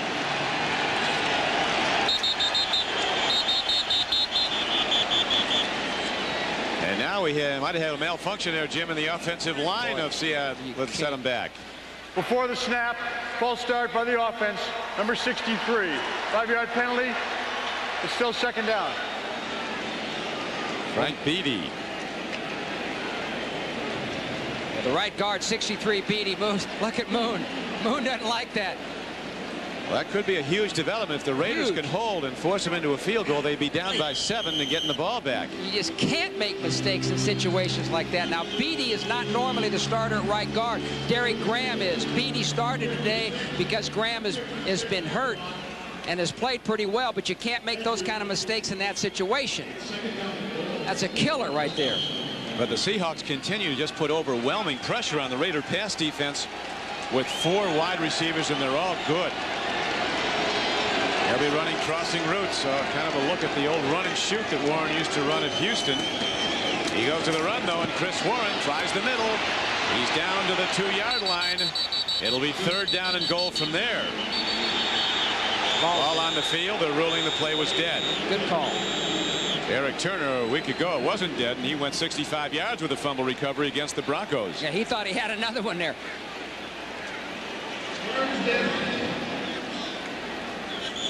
They're trying to catch him in a draw. They've been successful with this little sprint draw where Moon kind of half sprint and he gives it to Warren on a delay. He got back up to about the 3-yard line, 4-yard line, but kept him from getting in the end zone. Good time, Jim, to call a timeout. As Dennis Erickson, the son of a high school coach here in the state of Washington, and in football his whole life, used to have to play against his dad when he was a quarterback. He went to a high school different than one his dad coached at in the same town. They used to play twice a year. So those Friday night dinners before the game were interesting. Mom had to kind of keep the peace. That's right. As we look at the Miller Time game summary. 38-34 are the numbers at the bottom line so far with 2.5 minutes to play. Jeff George with 203 yards passing. Warren Moon more than doubling that with 407 yards.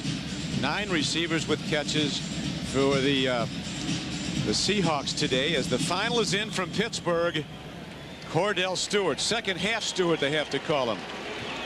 As he threw for a touchdown, it looks to Jerome Bettis is the way this card reads, and anyway, it's a 23-17 win. The Steelers rallying back and beating Jacksonville. You know, you mentioned on the, we noticed on that stat there, the unexpected stat that Moon had completed passes to 9 different receivers. I really believe this is one of the strengths of this football team. They have a lot of receivers, a lot of good receivers. Moon spreads it around. You really can't gang up on any one guy if you're a defensive team. Timeout. 30-second timeout. Brief respite for Warren Moon at age 40, nearing 41. He's going to move here to Seattle. He and his wife Felicia and their 4 children, they love Seattle, Washington. And Seattle, Washington loves the Moons. As coming up next here on NBC Sports, Game 7 of the '97 World Series. What a night. It all comes down to this final game. And of course, the Marlins will be on the home field, but that hasn't meant a whole lot in this World Series. It's been a great series. I know the series has taken some criticism in the media for not being a good series, but this is the first time, I believe this is true, that the World Series has gone to a 7th game since 1991. I think it's been a good series. Two good baseball teams, and not division winners in their division during the season, but made it through the playoffs, and now tonight are playing for the World Championship. I think what stands out almost more than anything, everybody gets excited about people jumping up against a wall to catch a long fly ball. That's not hard for major leaguers, but the plays that Vizquel of the Indians has made at shortstop are just beyond belief. Some of the fielding plays, charging the short hoppers, glove to hand, and then the throw out by an 1/8 of a step. It's been absolutely exceptional, some of the fielding plays. Moon on 3rd down, triggers a throw. It's caught. It is no signal. Gonna think about it. Touchdown. They shows both concurring as they both got together with what they saw.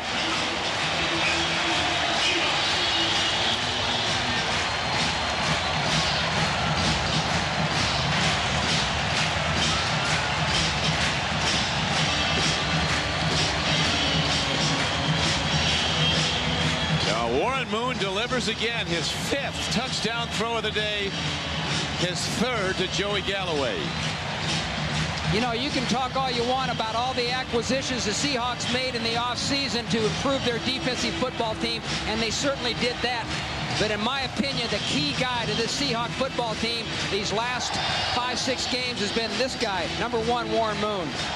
He's been the glue to this football team, the leader. He's made it happen.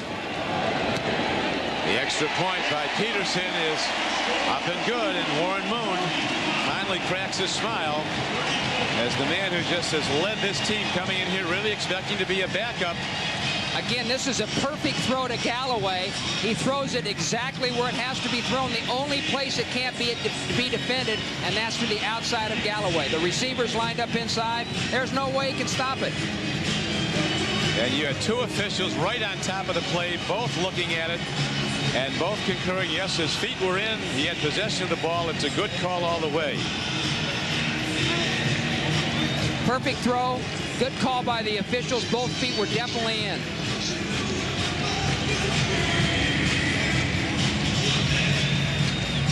Two minutes and 26 seconds left to play. And Jeff George, who has really been overrun as this 4th quarter wears on by the pass rush of the Seahawks, now has no choice but to drop and throw on every down. His team down 45-34. He's running out of time now, so he's going to have to put it up. Monica Seles, the tennis great, the guest of Seahawks owner Paul Allen, joining in here at the sold out Kingdome. Sold out and very loud Kingdome. The Raiders were concerned about that the crowd would lead to motion penalties, people jumping offside. And it's definitely going to be a factor in this last 2 minutes here. If ever the Raiders needed their kick returner Desmond Howard to break one, it's now, but it won't happen here. Again, the special teams coverage stands out. Max Strong was down there. James Logan was also down. And consistently down has been a 2nd-year cornerback, Fred Thomas, who made this team as a special teamer. Dave Arnold is a special teams coach for the Seattle Seahawks, one of the better special teams coaches in the league. Rusty Tillman, the special teams coach for the Raiders, is also an excellent special teams coach. Both these teams have played pretty well today in the kicking game. Raiders led by as many as 11 points in this game. You remember they were down 3-0 after the opening drive by Seattle, then scored 2 quick touchdowns to take a 14-3 lead. The lead's gone back and forth. George stands in. He makes a throw and a catch. Dudley, the tight end, and he's out to the 44-yard line. A gain of 25 yards on the play. Benny Blades knocked him down as Dudley, one of the rising stars in the league at tight end, makes a huge play that the Raiders had to have. And now we're down to the 2-minute warning.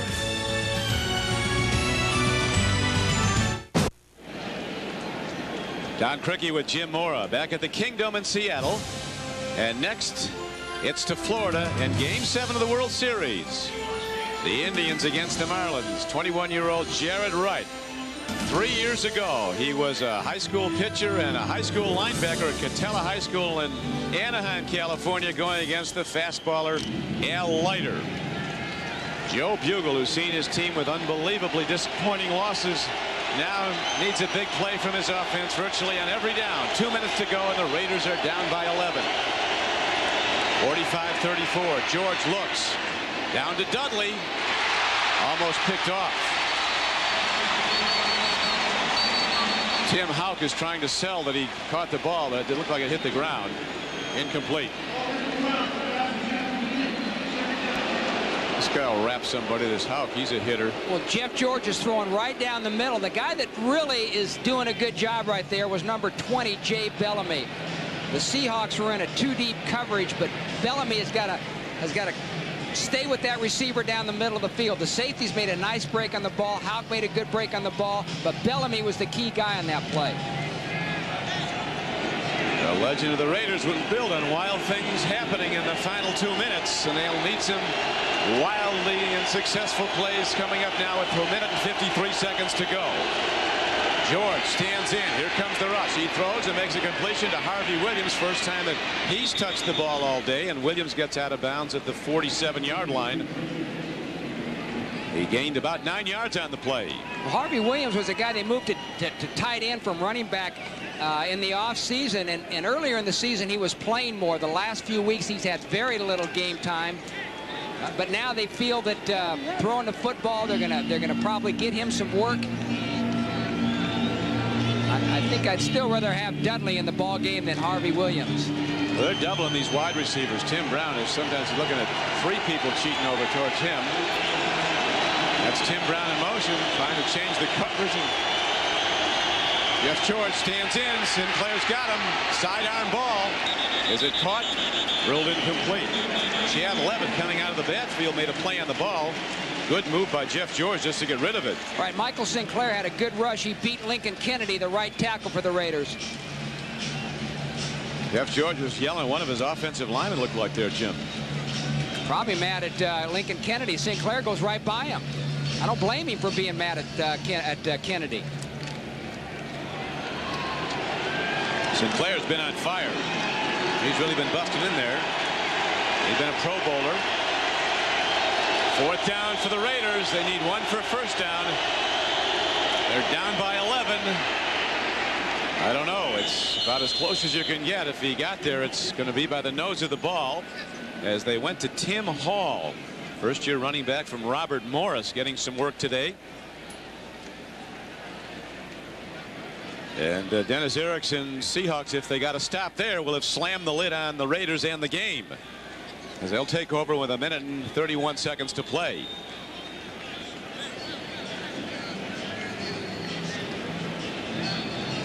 So an official timeout on the field as we're going to have the sticks come out here. This can help a coach grow old, can it, Jim? Oh, really? And I know how Joe Bugle and I know how Dennis Erickson feel right now. Both of them, they got their stomach is turning upside down. They're sweating. There are no easy Sundays in this league. People don't appreciate how tough it is to win in this league and the stress on a head coach. Whoa, Didn't make it. Raiders didn't get there. So the Seahawks take over the ball and take over the game as Dennis Erickson is Paul Allen, the new owner, leading the cheers up in the owner's box with 1:31 left to go. And now if you're the Raiders, Jim, Really a stunning defeat that drops them to the bottom of their division. Well, you know, Joe Bugle has had to bring this team back so many times this year from some tough defeats, and he's just got one more time. He's got to do it now. You know, 3-5 is a very, very difficult situation, especially the way that this division is shaping up. And like you said, they're now at the bottom. But, hey, as a head coach, you got to keep your head up. You got to set a good example for your football team. You got to do everything you can to bring them back, because it is possible. They're not out of it. Game 7 of the World Series is next, as the Seahawks now will run the clock. The Raiders use a timeout, stopping the clock with 1:25 to play.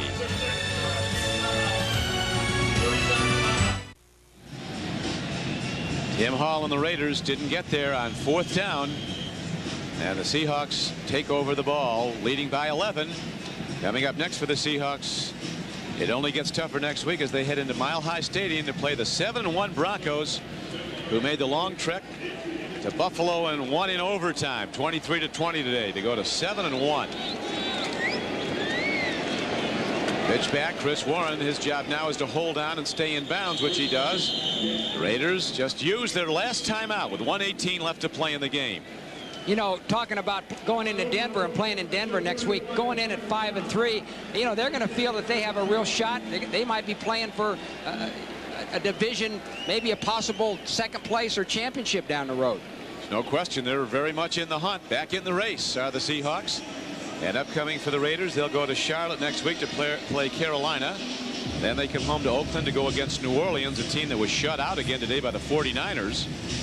And it's off to San Diego. That's a team you have to be wary of. You don't know what you're going to get with them. They won today easily and are 4-4.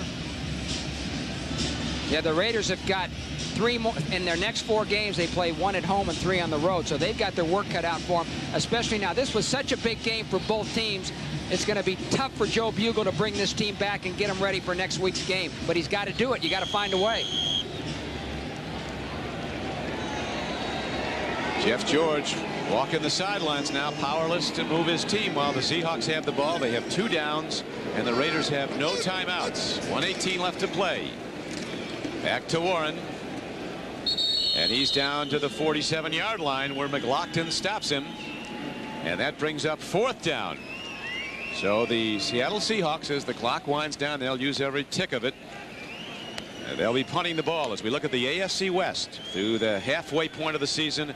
Denver 7-1, Kansas City now up to 6-2 after beating the Rams today at St. Louis. Seattle with a 5-3 record coming out of this game, and San Diego at 500 at 4-4. The Raiders will drop to 3-5 as we're down to 38 seconds left to go, and then off to World Series game number 7. I believe the Seahawk franchise has got a bright future. They've got some good young football players. They've done a good job with personnel. They've got some very good people in that defense. Randy Mueller is the vice president of football operations. He's primarily the guy in charge of selecting people both in the as free agents or in the draft. They've got good young players. They've got a good coaching staff. They've got a nice facility. They've got a new owner, a new stadium being built for them in a few years. Great place to live. I think things are really looking up for this football team. Well, they've been looking up the last 6 weeks, as after that awful start, they've really started to cook. 5 wins in their last 6 games as Desmond Howard fair catches the ball back at the 10-yard line.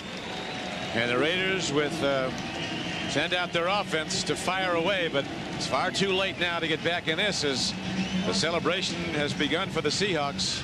The anticipation of this game was enormous.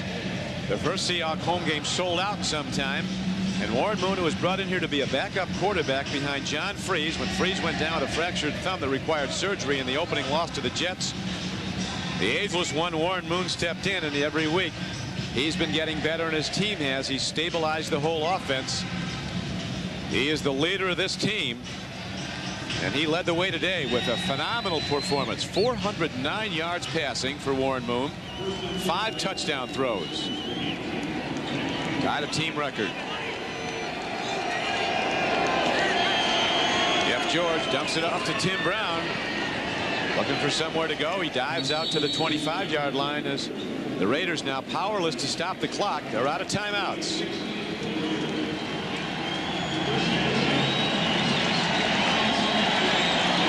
could do it. Yep, George, another quick look to Tim Brown. Fighting till the end. But it's the Seahawks who prevail in an AFC West shootout. A real highlight reel of the game. Just phenomenal big plays. Some of the most bizarre things we've ever seen, like the ball that caromed off Joey Galloway's foot into the arms of defensive back Lionel Washington, which he ran in for a touchdown. But that wasn't enough for the Raiders, as the winner is Seattle, 45-34. Now for Jim Mora, this is Don Criqui, as we go to New York, where Greg Gumbel is standing by. Greg? All right, Don, thank you. Welcome back to our New York studios, everyone. And before we get you to baseball, let's run down the entire scoreboard for you, beginning with the game at Three River Stadium in Pittsburgh, where in overtime, the Steelers beat the Jacksonville Jaguars 23-17. Cordell Stewart to Jerome Bettis, a 17-yard touchdown to win it in overtime. In Tampa, Minnesota leads the NFC Central. They beat Tampa 10-6. The Vikings are 6-2 on the year. In Seattle, the game that you just saw, Warren Moon's 5 touchdown passes lead the Seahawks to their 3rd straight win. They beat the Raiders 45-34. In Arizona, the Oilers win their 3rd in a row, 41-14 over the Cardinals. In San Diego, the Chargers send the Colts to their 8th straight loss, 35-19. In Buffalo, Denver and the Bills went to overtime before the Broncos held on and won it by a score of 23-20 after blowing a 20-point lead early on. In Philadelphia, the Eagles scored late and beat the Cowboys 13-12. Both the Cowboys and the Eagles are 4-4. They are looking up at the Giants in the NFC East, because the Giants knocked off the Cincinnati Bengals 29-27. 5 straight wins for the Giants. They are 6-3 on the year. In Washington, Baltimore by a field goal over the Redskins 20-17. New Orleans shut out for the 2nd straight week, this time by the Niners 23-0. And in St. Louis, Kansas City moves its record to 6-2 with a 28-20 win over the Rams. It's time for Game 7 of the